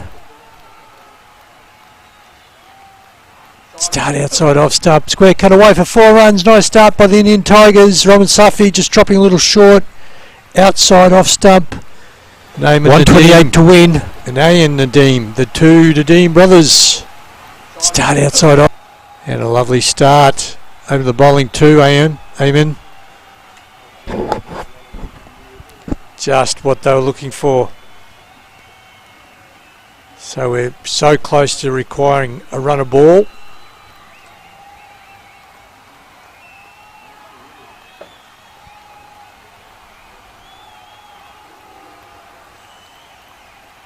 And that's better. Just outside off stump. 2 fielders out at third man and fine leg. And this to decide who will play the Pakistani Sultans in the final on Monday, 12 o'clock. Lindale Cricket Club. The venue, it's been a great venue too. Swing and a miss outside off stump. And a little bit of width again.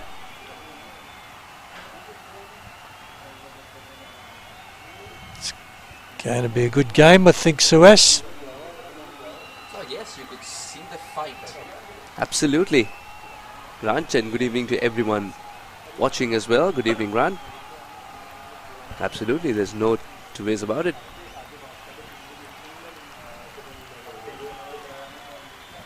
This is going to be quite a contest. Swing and a miss. We saw that in the first innings as well. Now, Let's call that wide. Aman Nadeem and Ayan Nadeem. Yearning for a good start are the Indian Tigers. A late bloom for Afghanistan Eagles that propelled their score past not just the 100 mark but 120 mark. Remarkable hitting.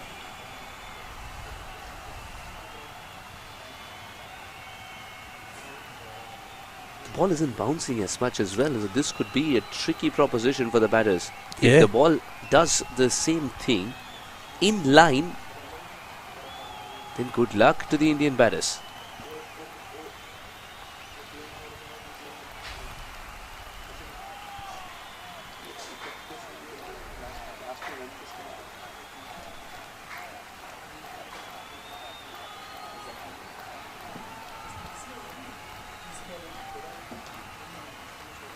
Driving.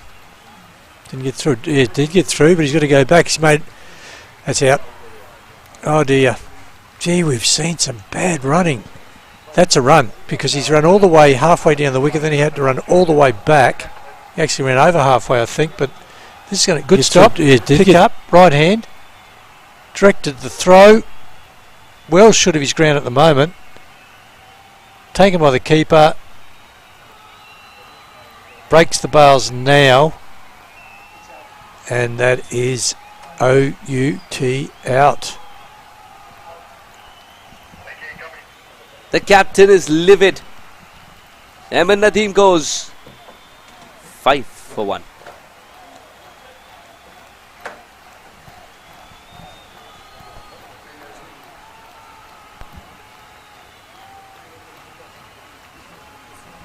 There's no brotherly love there, Suez. Perhaps that's the only thing that has caused Ayan Nadeem to say no to a captain's call.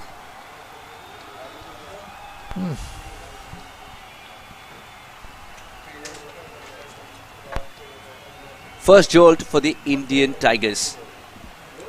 It just seems such a waste of a wicket a run out when it's just unnecessary. I get if you're direct hit and you're close, but that just seems to me like a waste of a wicket. The captain as well. Yes, the Indian Tigers skipper will no longer feature with the bat in hand now for the big semi-final. Going back cheaply. That will give a lot of confidence to Afghanistan Eagles. They wanted the early wicket, they've got it.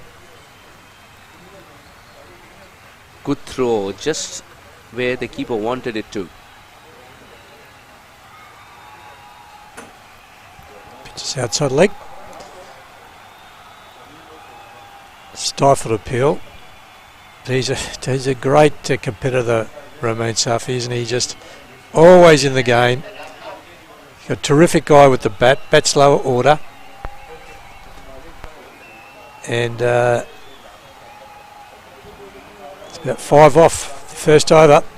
1 for 5.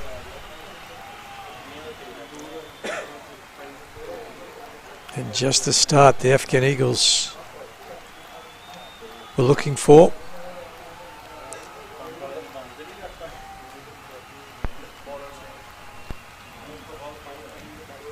And the wrecker-in-chief for Afghanistan Eagles, who's made it a great habit of picking up wickets up top. It's time for Abdul Jabbar Khil to roll his arm over. He'll make the batters dance to his tunes. If he gets it right, outside off is his place to be. Slip in place as well. One of the tallest in the side, Jude Owen. He's got a big span to take the catches. First ball from Abdul. Poor delivery. I think there are only about 9 extras in the last innings. Great control. Abdul Jabbar Khil has been one of the leading bowlers in this tournament.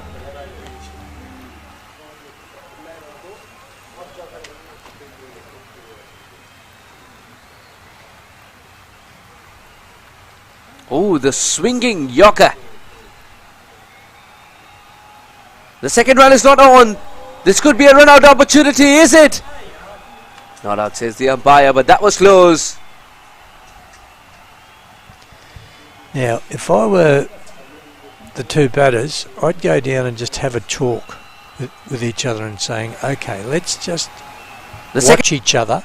Let's go back to the process of what it takes to make sure that we're... It's close, wasn't it? What we need to do to make sure that we don't lose a wicket for run-outs. Agree on that? Absolutely do. Set up what you're going to do and follow through.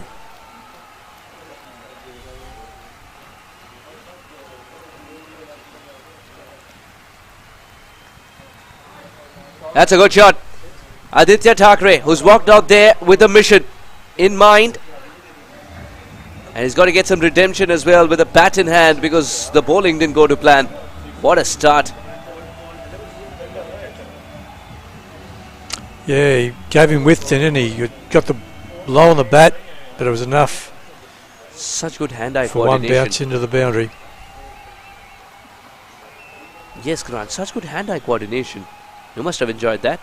Yes. This time when chasing at it. And to hit that boundary against Abdul Jabbar Khil. To kill his confidence early on. Oh, I see what you did there. Khil might be a little bit tired perhaps because he's just... Control has been so on point. All game, all tournament. He's just a little bit astray at the moment.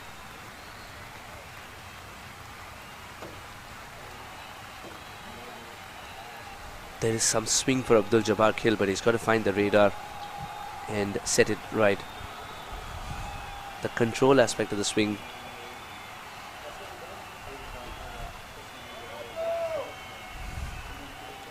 Tall, lanky Abdul Jabbar Khil cuts through the air as he steams in. That is a cracking hit. If you thought the first boundary was authoritative, look at this. And what's becoming apparent, this wicket's really not overly conducive to seam. In fact, we saw the last couple of overs last night where the Pakistani Sultans decided to bring the medium pacer in when the spinners were doing all the damage, and it proved to be the wrong decision, and maybe we need to just go to spin. More swing, and this one will travel the distance as well. Aditya Thakre is accepting everything that Abdul Jabbar Khil has to offer. That's what I think. I think if I'm the captain, More swing. Spinners, get warmed up. We need to be taking some speed off the ball, off the ball here, and make the batsman do all the work. At the moment, that medium paces, you can just swing through, particularly if you get some width, and you saw the result.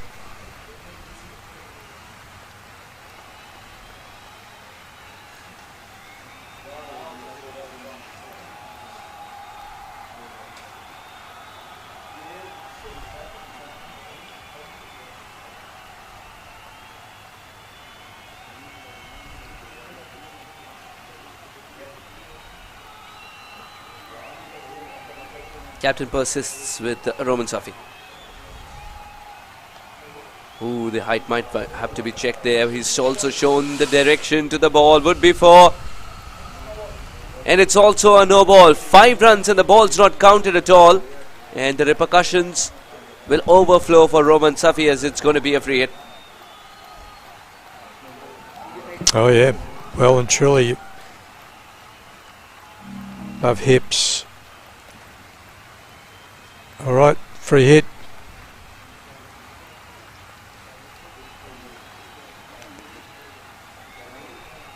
What a fight back this has been from the Indian Tigers after losing their skipper. Cracking it! That, I think, is the shot of the day. Could a 6 be any flatter? Some are shots and some are statements too. And what I liked about that was he didn't try and invent a shot. He's hit the free hit on merit. Short, outside off stump, got underneath it, and hit it for 6 flat, as Suez says. It wasn't a blind swing, it was a very good cricket shot.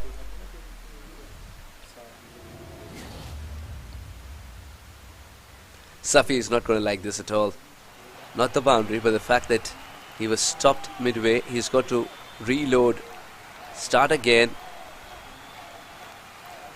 At a time when conserving energy is important, getting through the over is important, and also getting the next ball in the right area is very, very important for Safi.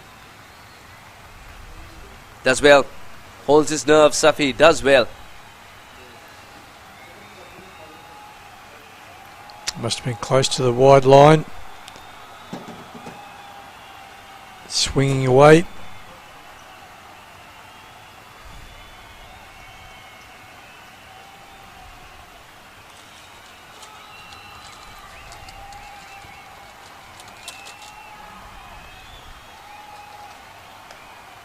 Oh. The righty-lefty combination. Now Roman Safi will be tested.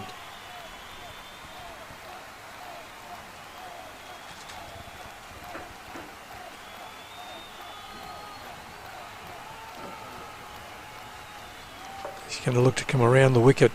He's walking that way, nope.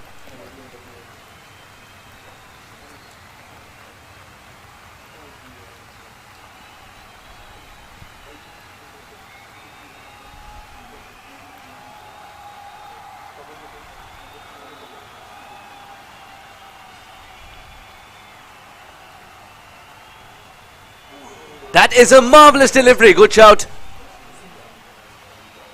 But the umpire says that would have missed the leg stump and leg by. That's a very good delivery from that angle. Good execution from Roman Safi. They're doing too much probably. Big in swinger to the right hander.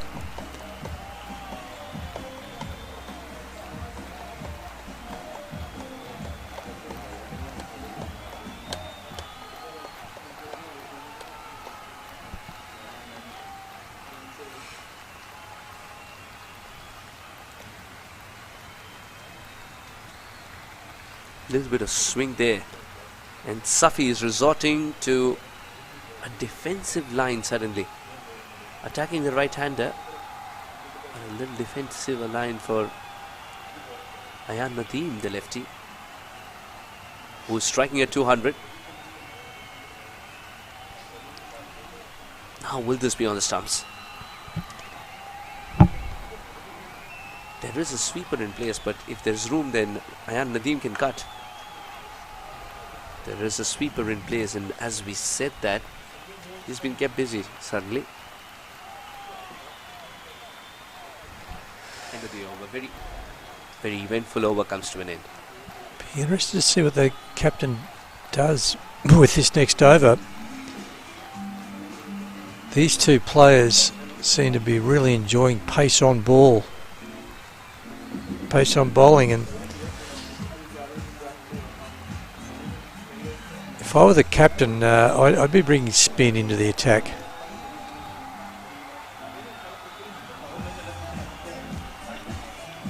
Mainly due to the conditions, not necessarily because someone's bowling well or not well, but the matchup for me would appear to be a little more difficult with spin.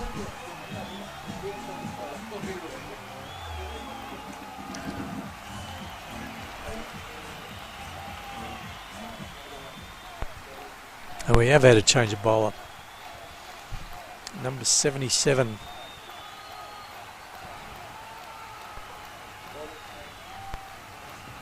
Coming in from the northern end.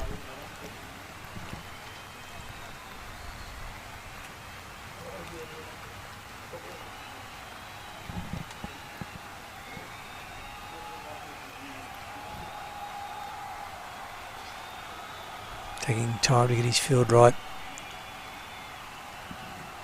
Jude Owen coming onto the offside. Despite losing the captain early, the plan was something that the Indian Tigers have stuck to. Knock off as many as possible in the power play, and this shot will help. Not the start the spinner was looking for. Rubs his fingers into the dirt. It's very hot out there, so he's probably lost purchase.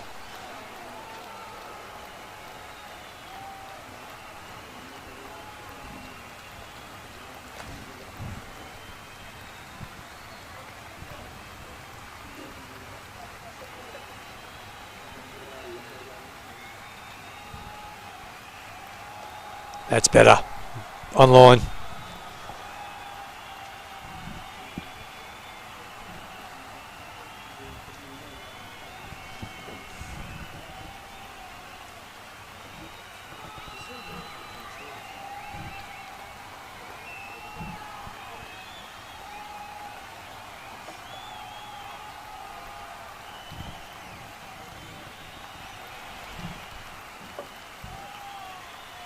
This.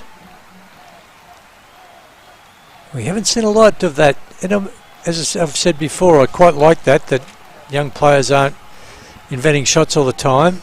But when it's there to be hit, or the invention's there, take it. And this is a good comeback after the first ball, which was a full toss. And look how quickly he resets to bowl the next one. This was from the front to the hand and straight to the fielder. Good work by Owen. Good 5. No wicket for 4. Great comeback from after the first ball. It went to the boundary. And now spin from the southern end with Owen coming into the attack, who's bowled extremely well. Comes right over the top with his off spin. Gets nice bounce. Very hard to get away.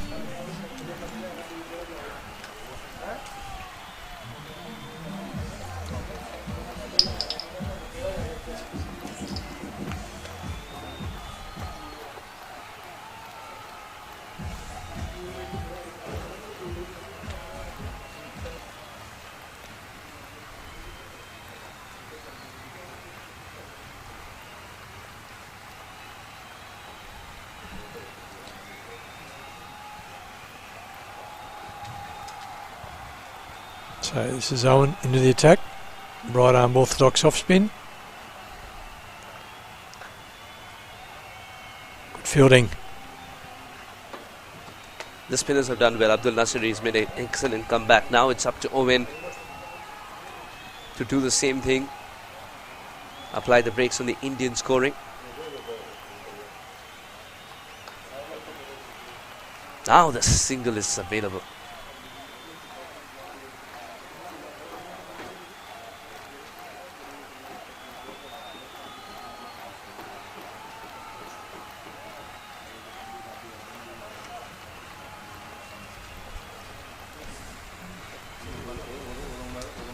Owen's taking his time as well with setting the field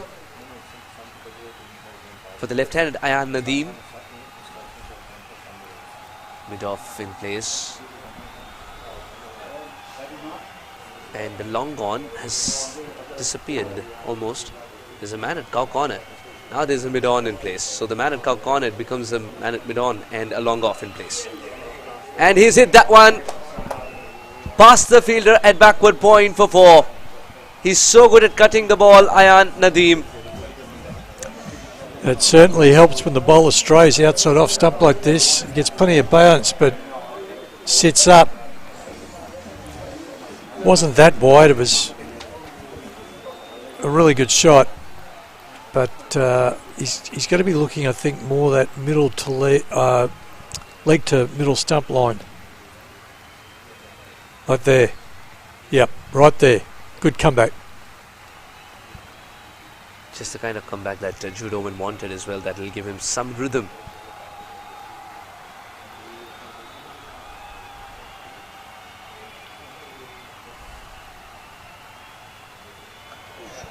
Slightly short and the ball disappears. Ayan Nadeem is making sure that he latches onto any opportunity.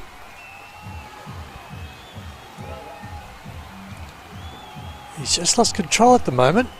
This is too short. Look at that. The little player, he's not very tall in stature, but he packs a punch when he goes to hit these big shots. Good thinking by Owen. Change in pace. Yep, that's out. And that carried as well. That's the end of Ayan Nadeem's innings, just when he was looking good. Jude Owen watching the batter till the very last moment and bowling slightly wider so that he loses the concentration and also the balance. Good catch by Zaki Mirane.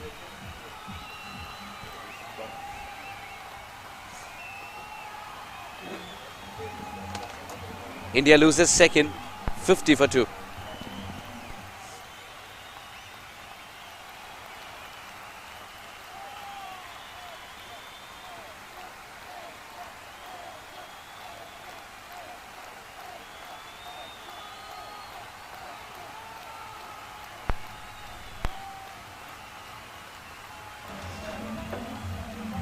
Twists and turns in this. So 2 for 50 after what, almost 5. So 91 balls, 78 runs. The Winviz, I reckon, is still Indian Tigers' favour for what it's worth. People are probably sick of it by now. Suhas 60-40, but Deesh is a good player, 15 off 9. They just need to keep going. Don't take too many risks yet. But we've seen wickets fall in clumps, haven't we? Especially today. They lost 3 wickets in 4 balls, the Afghanistan Eagles. And then Sahal Safi, involved in that inexplicable run out, redeemed himself. Good shot. And that fumble will allow them that single.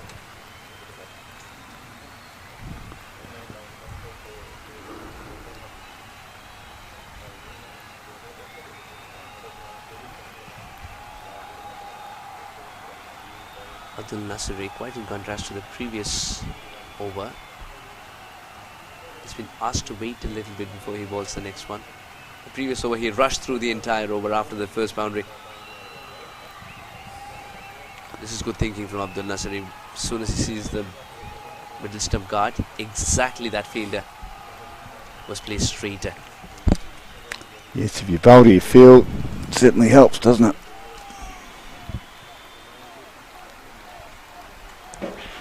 Still just Cut a away, 2 out. beautifully done. Saksham Patania gets his first boundary. The attack continues from the Indian Tigers, not going into a shell because the wicket had fallen. And it's the new men coming in who are going for the shots. That was a beautiful shot. He made 11 off 4 the other night, or last night, the pocket rocket, to get his team over the line. It's not much of him, but he can hit it. Who can forget the half century versus Elsternwick? MPL T30, he plays the 30 overs. That format itself is a very different format. Something that might not be a format that cricketers are well versed with. It's not I quite like it. Yeah, it's not a T20, it's not the 50 over format as well. So it requires different kind of batting and pacing of an innings. Tossed it up. Oh, misfield, which is a handy run, and be disappointed with that. The Afghanistan Eagles, they can't afford Suhas to give away any run at this stage. That's good bowling, though. Change of pace, change of directory. What a way to end the over. Yeah, and trajectory. So 2 for 55.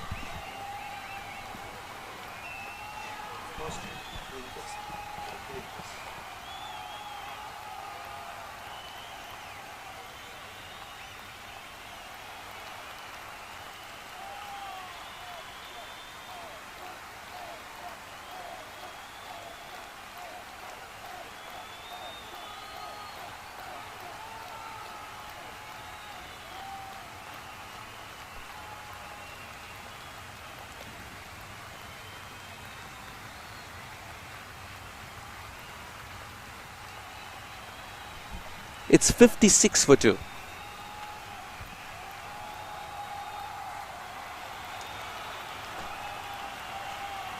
Now Jude Owens. What he's realized, like the other spinners have, any room and the batters are thriving on it.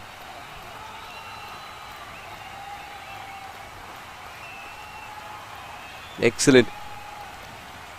Bowling according to the field. That's something that Jude Owen has perfected over the years.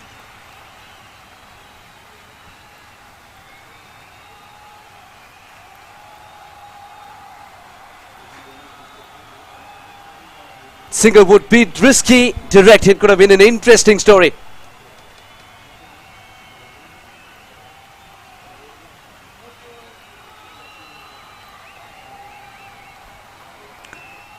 Yes, it was touch and go, I reckon, if it hit. I dare say they might have called for the contingent of third umpires to have a look at it.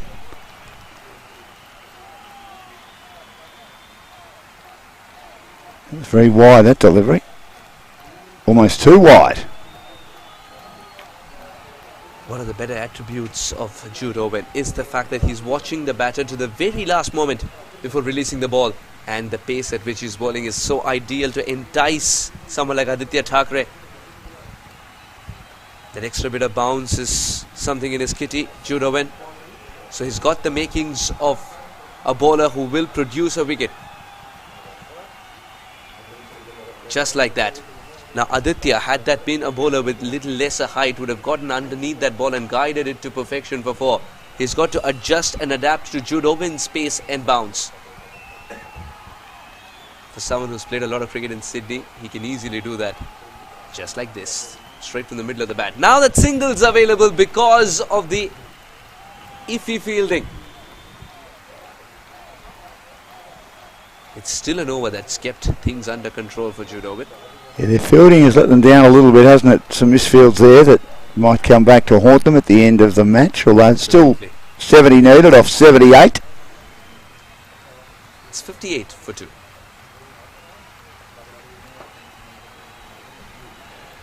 So big period coming up in this game. Lovely last wicket partnership of 39 was able to assist the Afghanistan Eagles when they collapsed or plummeted from 5 for 88 to 8 for 88. The owner said it's a collapse, bad collapse, so we'll call it a collapse. And then Sahara was terrific with his 31 off 9, just to give them something to bowl at. In fact, plenty to bowl at. Manatee point for Abdul Nasiri. The captain persists with him from the far end. Third over for Nasiri. Using his feet there. But straight to the fielder. So much risk taken for a dot ball.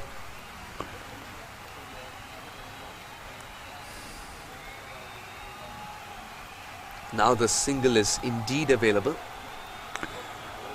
But he adjusted himself nicely then though, Aditya, with that ball before. Used his feet, and mind you, so did the bowler too in Nasiri. Terrific battle. Fielder in the deep, will only watch it sail. Saksham Patania backs himself and goes through with a shot. Oh. That is an incredible hit. David and Goliath. Built like David, plays like Goliath with some of those shots. Got plenty of that. This time the fielder will be in play. We're back live.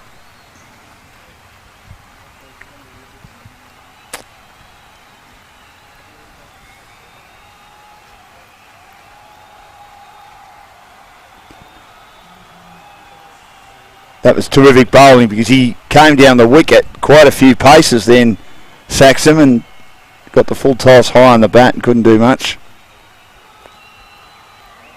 And that was just as good. Quicker, flatter delivery. Well bowled. Such a good battle this. Excellent battle. 8 overs later, it's 66 for 2.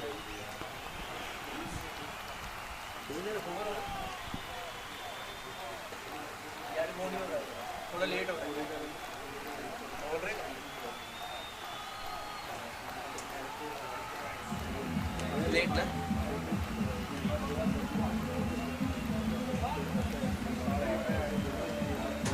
62 needed off 73. Jude Owen will continue his spell.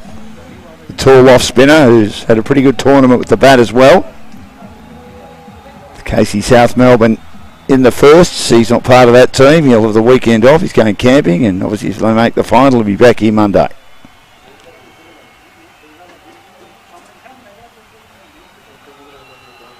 That was a good delivery, flatter ball.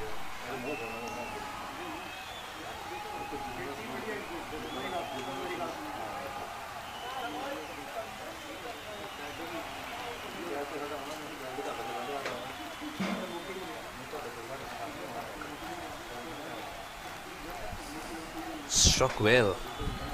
So much so that the first line of defence tried his level best to curtail it, but still had so much power behind it, that cricket ball. Saksham Patania, who was attacking the spinners, continues to do so.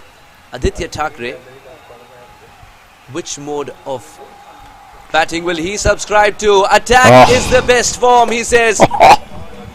Puts on the dancing shoes, Aditya Thackeray. That nearly came inside the social club room. Suhas is about rolled in here and said, I'm home for dinner.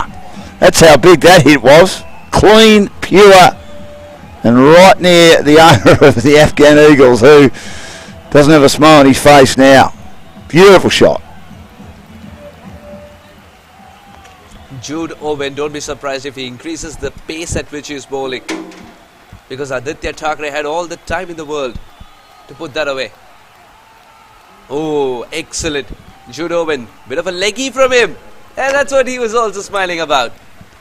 He was trying to play the late cut then at Disha, and he wasn't able to execute it because it was too close to the body for him. That was excellent. This time, this stock delivery. Tap and run.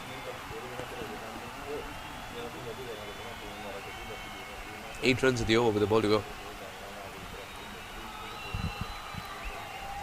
Every over, Indian Tigers have attacked at least one ball. And they tried to do that earlier on in the over to set the tone.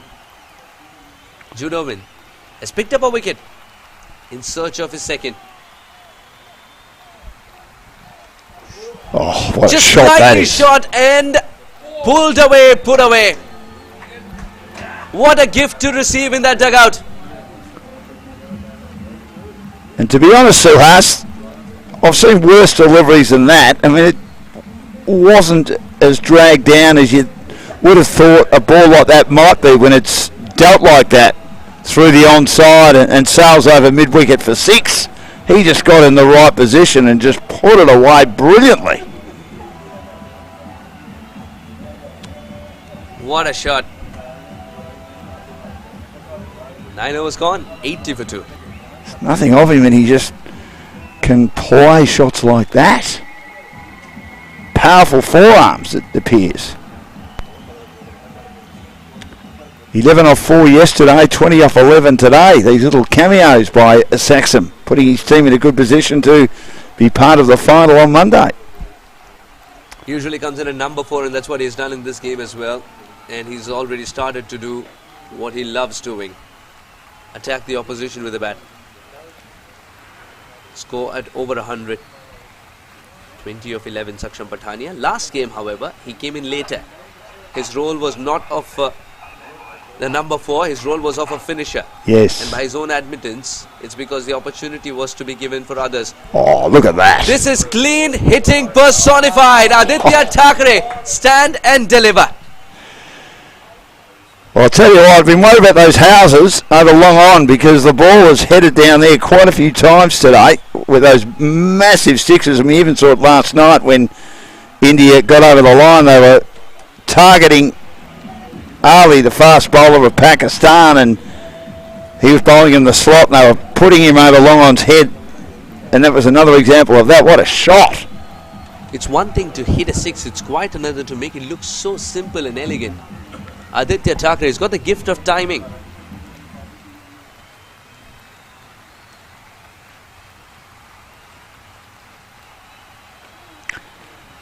This time doesn't get it from the middle of the bat.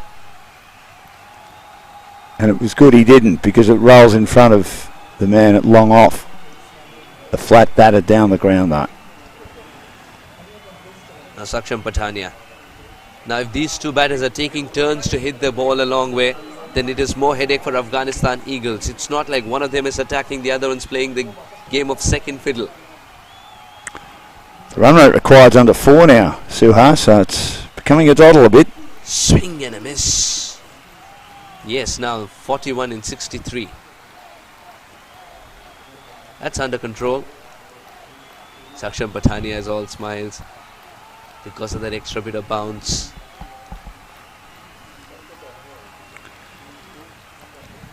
Getting closer to the final. A superstar from Murabin Cricket Club, Saksham Patania. In the sub-districts, Moorabbin. Does he play first or does he play under 8? He's played first, is what I could see. Right. And then, of course, he plays for Gymkhana in the winter. Yes, that's he does. T20 cricket. There's a lot of T20 tournaments around Melbourne, especially in the southeastern suburbs near here. The Sri Lankans have them everywhere. Commentated a couple. Down the ground, it's a good shot again. Low risk that shot, Suhas, over the bowler's head, getting underneath it once more. There's a sense of ease between these two.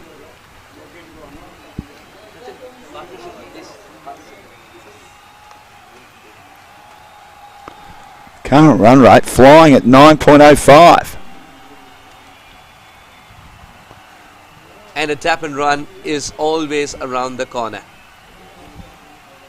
Will retain strike Saksham Patania with that single. 90 for 2.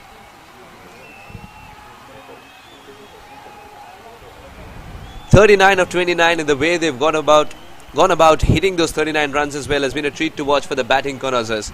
Aditya Thackeray and Saksham Patania. Well, Disha took some tap in his third over, didn't he? When Sahaya was able to drag the Afghanistan Eagles back into it, and he's providing the same medicine to the Afghanistan Eagles now with the bat. So it's 2 for 90 after 10. And the target another 38. 3.8 is the required run rate.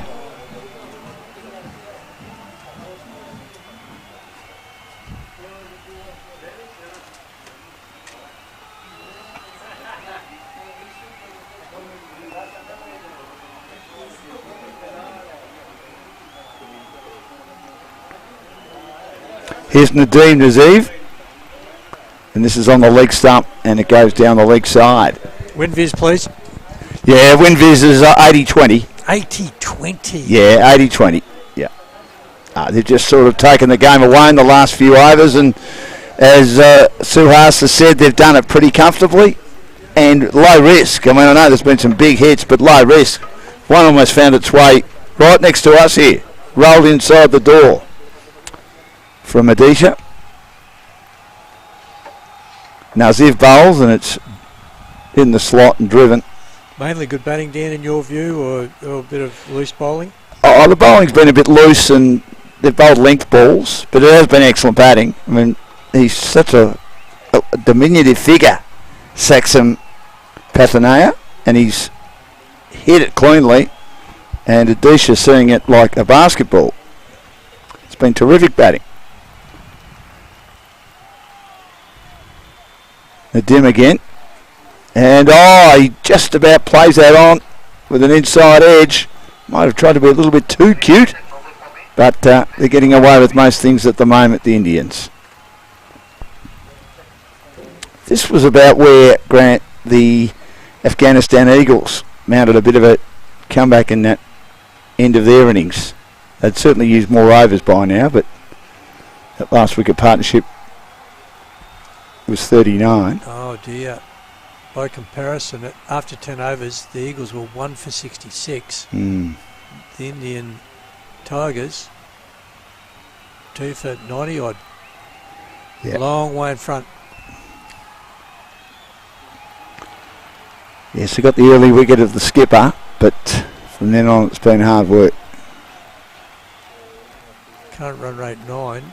Run rate required 3.62. What are we waiting for here?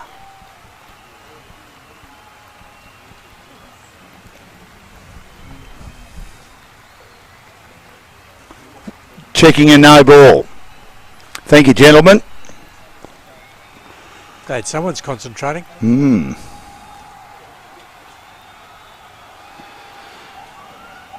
Yes, it is. It's a no ball, free hit. Well, they can ill afford that, can't they? Let's see if they take Grant's advice with the way they play this. They do, Grant. That was a beautiful shot over mid-wicket. Wasn't too far away from the fielder, but it was still the way to play a short ball like that. Yep, pleased to see it starting to change. I'm starting to see some results now from the free hit by playing good cricket shots. 2 for 98. 30 needed in 58 balls.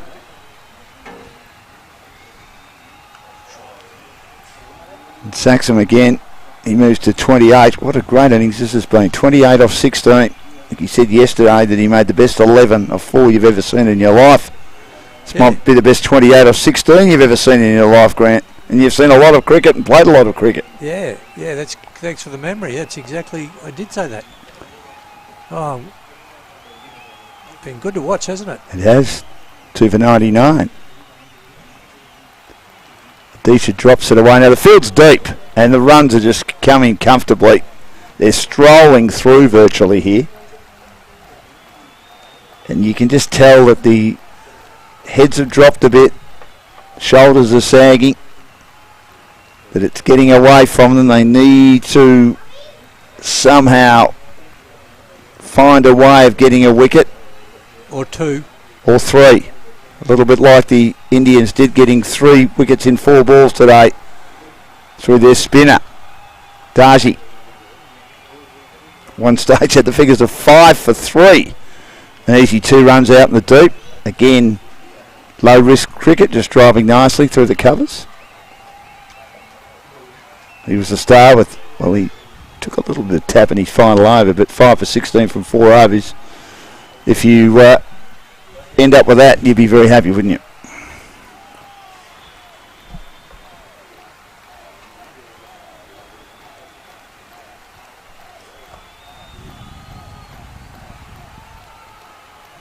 And they know they just need to knock it around. Singles are fine. Singles are annoying, also annoying for the opposition. Rotation of the strike.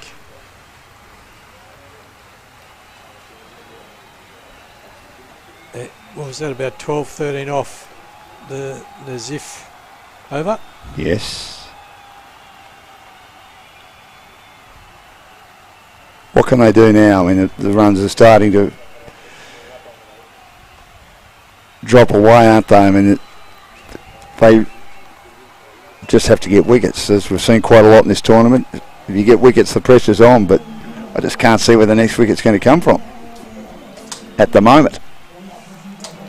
And the new bowler has probably been Kill has been probably one of the pick of the bowlers in the tournament.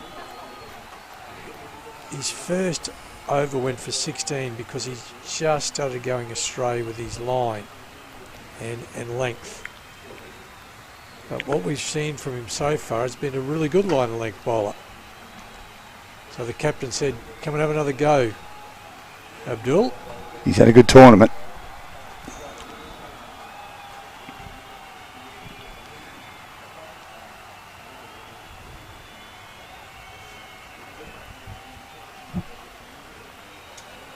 A swing and a miss. One of the first times he hasn't connected for a while.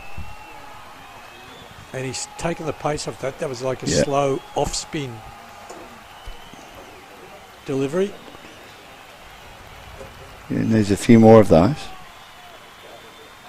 I admire the skills and talent of these young men, that they've developed all these slower balls in their armoury, and we've spoken a bit about I'm not madly in love with the ramp shots and the switch hits, but some of them execute it pretty well.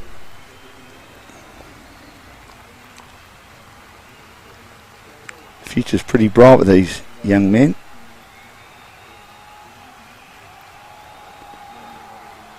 That's an unbelievable shot, because it just clears the fielder at deep mid-wicket, and he got plenty of it with the short ball, the big hook shot over mid-wicket. Well played.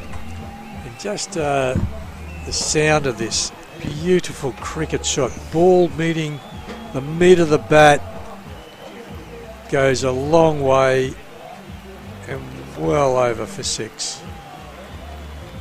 Yeah, wouldn't you love that every time? 37 of 21, he's gone past. A D for now, Saxon. And he's down the ground again, hits it high. He might be caught, he hasn't got enough of this. And the catch is taken. Well done. He was looking into the sun at long on, but he's taken the catch. And a magnificent innings by Saxon. Pathania has taken the Indian Tigers on the path to the grand final on Monday, and it's now over. That was a good catch, Grant. Yep, catch number 11.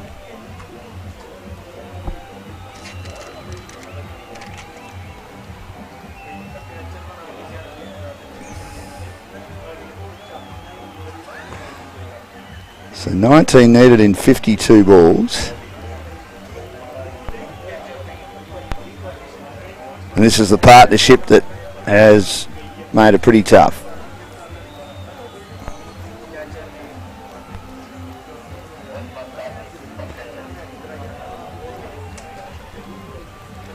What's on for the weekend? Parkrun tomorrow. Very good. And then my daughter and I might go to St Kilda or something like that and have a bit of a day somewhere. Don't think the weather's as good tomorrow as it has been this week. Okay, all right. It'll still be all right, I think. Right. What's the local cricket finals around? Yes. obviously plenty of sport to watch if we need to, and for me, just keeping an eye on what's happening up north in Brisbane with that cyclone. That's news today, just a waiting game, yep. Yep. So, typically unpredictable. Again, wishing everyone all the best throughout southeast Queensland. Tough time coming up. 2 for 109. Khalil. Pick up the new player soon. It's number 17.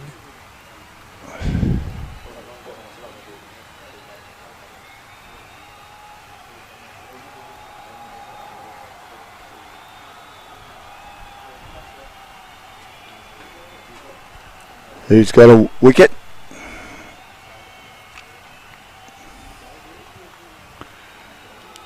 Cut away and well fielded at point.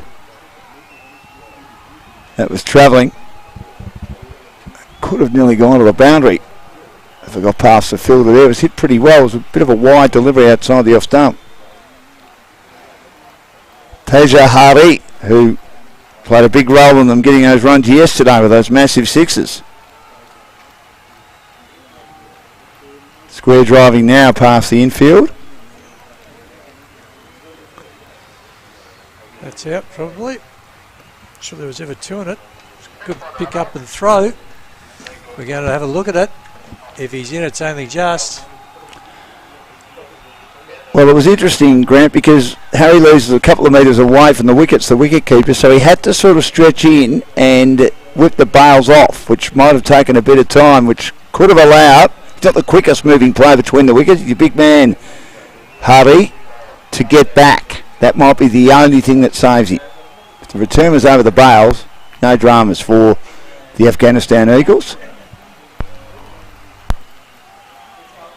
Yeah, I thought it was out too. It is out. Yep. And another wicket falls, and is there another twist, Dan Lonigan? Well, it's 4 for 110. They get one for that. And Hardy's a big hitter, as we know. And that's a good wicket to get. Good throw. Well, it was a good throw. Pick up and throw, a little wide, but the dive may have been in order there. Live, I thought it was out. Very touch and go. But probably out and confirmed by the pitches. See, I was deceived and I thought, yeah, they'll get two for this, but he just lumbered a bit. But anyway. So 18 runs from 48. And 4 for 110.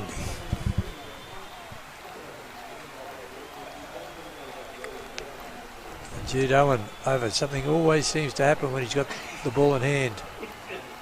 And the bat in hand, for that matter. He's had a fine tournament. Might be, Grant, the last throw of the dice here. Ranveer Singh's a good solid player. He just knocks it around, as I said yesterday. Doesn't generally clear the fence too often. And he drags this down. It's not a great delivery, and it's helped on its way by working it off the line of his pads. Just trying to get confirmation of 6. It is. No, that wasn't what the doctor ordered. Jude. Oh, he lost control of it, I think, or something.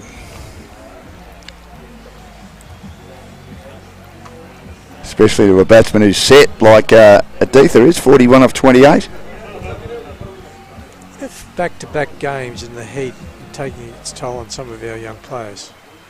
Not so much, I mean, from even a physical or skill level, but just that concentration level. Well, we've also got the situation of a lot of them are observing Ramadan, as we've spoken about, and keeping their fluid levels up in daylight hours. But you're right about the mental fatigue aspect. It's a fair bit of cricket, isn't it? 4 for 116. I think with a lot of the guys, it's when too much cricket is never enough. So it's not the actual physically, but it's just that mental approach where you need to concentrate. Used his feet nicely and manages to push it through a gap on the offside.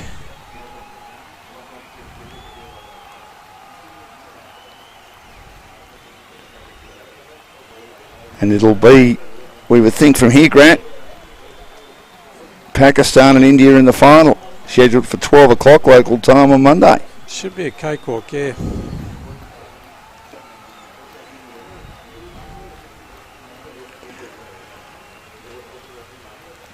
Foot back well in this over, Jude Owen. Didn't give Aditha Thackeray a chance to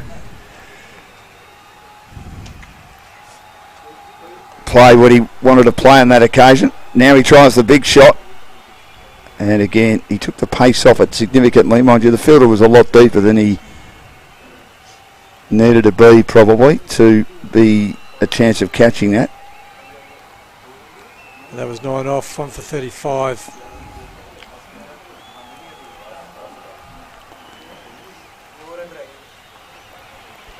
Fairly expensive in the end. So 9 to go and 7 overs left. Going to end in blazing sunshine. No worries about the light. Or 6 wickets for the Eagles. What's WinViz?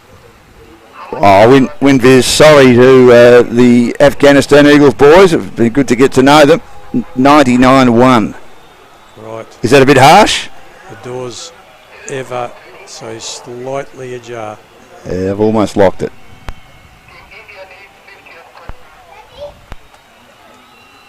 Oh dear, that would have been out.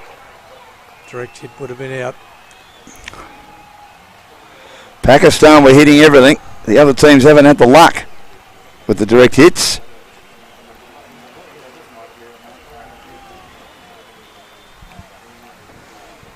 Just checking the scores. I just think I heard something like 15.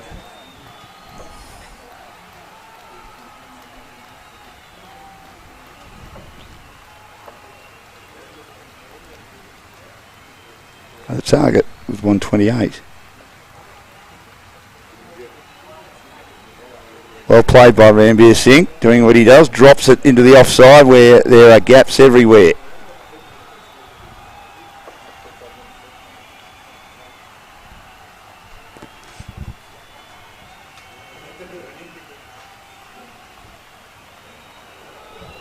Six runs off 40 now.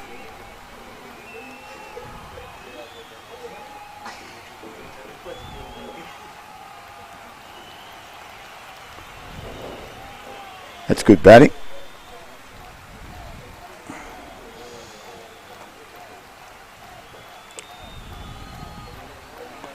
When you know the game slipped away, how hard is it to remain focused? Trying to make sure you don't fumble in the field. Yeah, I suppose you just reach into your self-pride, wanting to not drop a catch or not underperform. Sort of comes a bit internalised. Everyone will react slightly differently, of course. Looking forward to the final on Monday.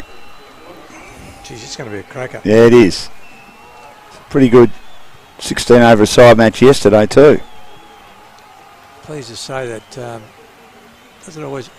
Yeah, he's going to be running out if he's not careful. Doesn't always happen this way, but it does appear that the two better teams have made it through to the final. Well, we've spoken a lot about the Lincoln Lions. Good bowling and fielding side, but their batting just never got going right throughout the tournament. We saw that today. It's at its worst. They've fought hard, the Afghanistan Eagles. Oh, they have. Great spirit in their team and pride. Real goers. Yes. Safi boys. There's no doubt Jake Smith would have made a difference had he been able to stay in the tournament longer. Jude Owens had a really good tournament. Magnificent 45 of 15. He got a half century earlier in the tournament as well. Abdul Jabbar Khalil, who got man of the match that day, that Jake Owen got 50. He's bowled pretty well. And even the teams that missed out, we saw the spirit, as you mentioned, Grant, of the Kiwi Warriors. Didn't win a game, but played some pretty competitive cricket, and the Leopards could have pushed India more if they didn't have a late order batting collapse in the first game, and then won that match against the Sydney Kangaroos. And it was just tough for the Melbourne Pirates. They bowled and fielded okay. Their batting was a bit of an issue, and the other way for the Sydney Kangaroos, their batting was okay. They passed 100 comfortably on 3 occasions, but they just couldn't quite get the bowling right. Yeah, in relation to the bowling, far too many sundries, far too many extras. The captain back into the attack. Zaki.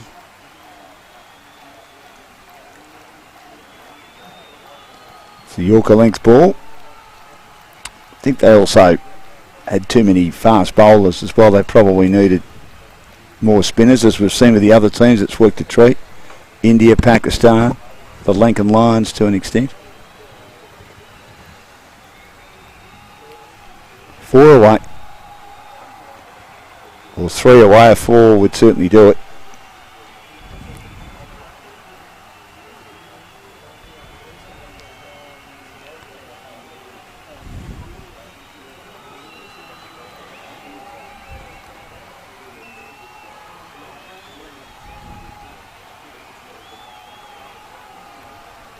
Cut away, and that's the winning runs. Ranbir Singh finishes 7 not out, and Odisha finishes 47 not out, and they win with 33 balls to spare. Afghanistan Eagles tournament is over, and it's India and Pakistan to play here at midday on Sunday for the title in ACL 2025, the under-19 tournament. On Monday, Dan. Did I say Sunday? Yep. I meant Monday, Grant, of course. Yep. Long weekend holiday. Yep. Square cutting down to the boundary for 4. Resounding victory. Not overly extended too. The Indians, they did that on the bit, as you'd say in racing parlance. They could have easily, with using up all the overs, could have got close to 200, I think. Oh, high 180s anyway. So what a good tournament they've had. Afghanistan Eagles made it through to the semi-finals. The Indian Tigers just too strong. And that's a promoter's dream, I would have thought, an Indian-Pakistan final. Well, that's what they probably thought we would get in regard to the talent of the two teams. We knew Sri Lanka would be pretty competitive, but they've been the teams that when they've won pretty comfortably. And the Sultans will learn from what happened last night when they had 2 overs to go and India still needed 24 to win, and they had 24 conceded off that second last over. So we look forward to the final on Monday. Hopefully conditions will be good. Maybe not as hot as they've been this week. It's been stifling hot. I reckon today's nearly the hottest of them all, Grant. So it was a very good performance. Let's have a look at the match summary. Grant? Yep, we have the summary there of the batting card for the Indian Tigers. We got off to a sort of reasonable start. There was an early run out, but 27 off 17 for A.N. Nadeem. And they were the two brothers that actually got that mix-up. They'll have words later on, no doubt. Friendly ones, of course. Okay, not out. And there's your bowling there, Dan. Well, they tried hard. Roman Safi 2 overs for 18, 1 for 28 for Abdul Jabbar Khalil. Had a good tournament, as we've said a few times. 1 wicket for Jude Owen, a bit expensive, of course. They used a number of bowlers, the dots, 8, 16, 27, 39, 40, just 41 dots. Probably tells you a story that they were able to score a bit too freely, the Indian Tigers. So they take on the Pakistan Sultans. I think another feature of the Indian Tigers today was the fact they only conceded 8 extras, and we've spoken about that a lot in the tournament, Grant. Yeah, definitely. There's a big correlation between those teams that have been successful and the limited number of extras that they've given up. In the end, it was a very easy win to the Indian Tigers. They'll now go into the finals against the Pakistani Sultans. That will come to you live from the Lindale Cricket Club. Who wins? Ooh. Gee, it's going to be close. I'm going to give it to the Pakistani Sultans, and that's in my head. Yeah, I think so. I think that they can play a little bit better, and I think they'll learn from the spinners they faced yesterday. The interesting thing with the Indian spinners, if one doesn't get you, one of the others does. I mean, we saw what Darji did with his 5 wickets today, and Avari with his 4 wickets yesterday. So it'll be fascinating. It Can't is wait. fascinating. It'll be a flip of a coin. We'll look forward to seeing you live, 12 o'clock this coming Monday for the final. As we go down now to the presentation with Suas.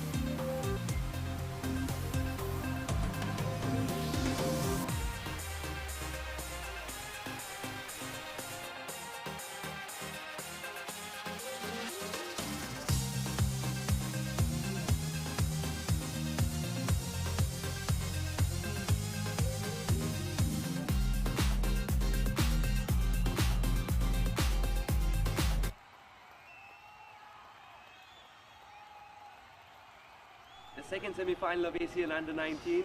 One should rule for indeed the Tigers, who took on the Afghanistan Eagles, and the Tigers are the ones who triumph and find themselves in the grand finale. Hello and welcome to the post-match presentation. Without further ado, it's only right to thank our sponsors who made the ACL Under-19 possible in 2020. A big thank you to Tag Real Estate Victoria, and thank you to Immigration as well. Let's call the captain, Zaki Mirane of Afghanistan Eagles. Zaki, that didn't go according to plan, yes, but you still had your moments in the game. Yeah, we had our moments in the game. I felt like through the middle phase we were a bit too slow. Having come thus far in the tournament, it's been mighty pleasing to lead a bunch of boys who are supremely talented, isn't it? Yeah, everyone's very talented. They've put up a pretty good fight. We had a difficult fixture with 2 games in the same day, but we still made it this far, and it was a good effort by the boys. And finally, if you could tell us, we won't talk much into the game, dissect that, but I just want to know what this experience means to you at such an impressionable age, and of course as a leader of the pack too. It's a good experience for the boys. Playing against good quality opposition helps better your game, and yeah, they've probably got good experiences, and next time they can learn a few things and it'll help them improve their game. I think you have a brilliant mind space and of course a remarkable team as well. All the very best for the next season. Thank you. The captain of Afghanistan Eagles, who leaves with head held high. What a team. Now it's time for the winning skipper of Indian Tigers, Aman Nadeem. Aman, finally you're affording that smile. This was a little different in terms of the template compared to the last win. Are you happy with this one firstly? Yeah, I'm definitely happy, especially with the way we batted. I think it's 120 very comfortably, so that's a good sign to come. And the never-ending supply of spinners. You just have to look around and everybody's putting their hand up saying, I'll take the wickets for you. Must be a good feeling. Yeah, it's incredibly easy to just look around and just pick what I want to bowl, and I think that's one of my key strengths. And where our spinners do most of the heavy lifting, which is what sets us for 120. And I think today was the first time we have ever been under a bit of like stress. So I think that's a good experience coming for the finals in Pakistan. And finally, what were you thinking about the 130 mark when suddenly Afghanistan reached there? Because there was once a time when it looked like a distant dream for them. Yeah, disappointed. They batted well, which is credit to them. But I think there's stuff we can work on definitely to get that to 120. And I think 130 on is like below par still. Amazing wicket to bat on, so I think we're more than happy to chase 130. Outstanding swing bowling as well early on, and all the very best for the grand finale. Thank you. Aman Nadeem, the winning skipper. It's time to give away silverware. I request 2 gentlemen to join the frame. Mr. Avneesh Sidhu of MK7 Homes, and along with him Mr. Jasmeet Virdi of Sara & Co Interiors, and of course a known face in being a pillar of support for ACL across tournaments. The Player of the Match award would be given away by these 2 gentlemen to one and only Krit Darji, 5 for 16 in a semi-final. These are dream figures, and magic continues from that finger. What a spell, 5 for 16, ensuring that the opposition never had the time to breathe. Absolutely relentless. Let's have a few words. Krit, every time a new hero emerges, and I think that's a great attribute for a side like Indian Tigers. Firstly, did you plan something different for this game, and how does it feel to be bowling with Neville and other spinners around you? Obviously it's a good feeling bowling with other spinners, because you can talk to them about what's your plan and how you're going to approach that over or in that game in general. So I thought, I was talking to Neville and I was talking to Adi, and we were just trying to work out our strengths, and yeah, it paid off in the end, so it's a good feeling. Flipper, check. Quicker one, check. Is there a wrong one as well loading? Are you saving that for the finale? Not really, I won't lie, but yeah, it's a work in progress, yeah. It's a work in progress. Now, out of the 5 wickets, I just wanted to know, at what time did you feel like, alright, the captain might call me back to bowl again? Actually, I didn't think he was going to call me back, because I actually bowled the overs like 14, 16, 18, 20. So, yeah, so... Was that always the plan? Does he tell you this is the phase that you need to operate in, or you're ready to bowl wherever he calls you? In T20 cricket, it's a really fast-moving game, so you have to be ready to bowl in any situation. And we've been talking that swing bowling is our strength.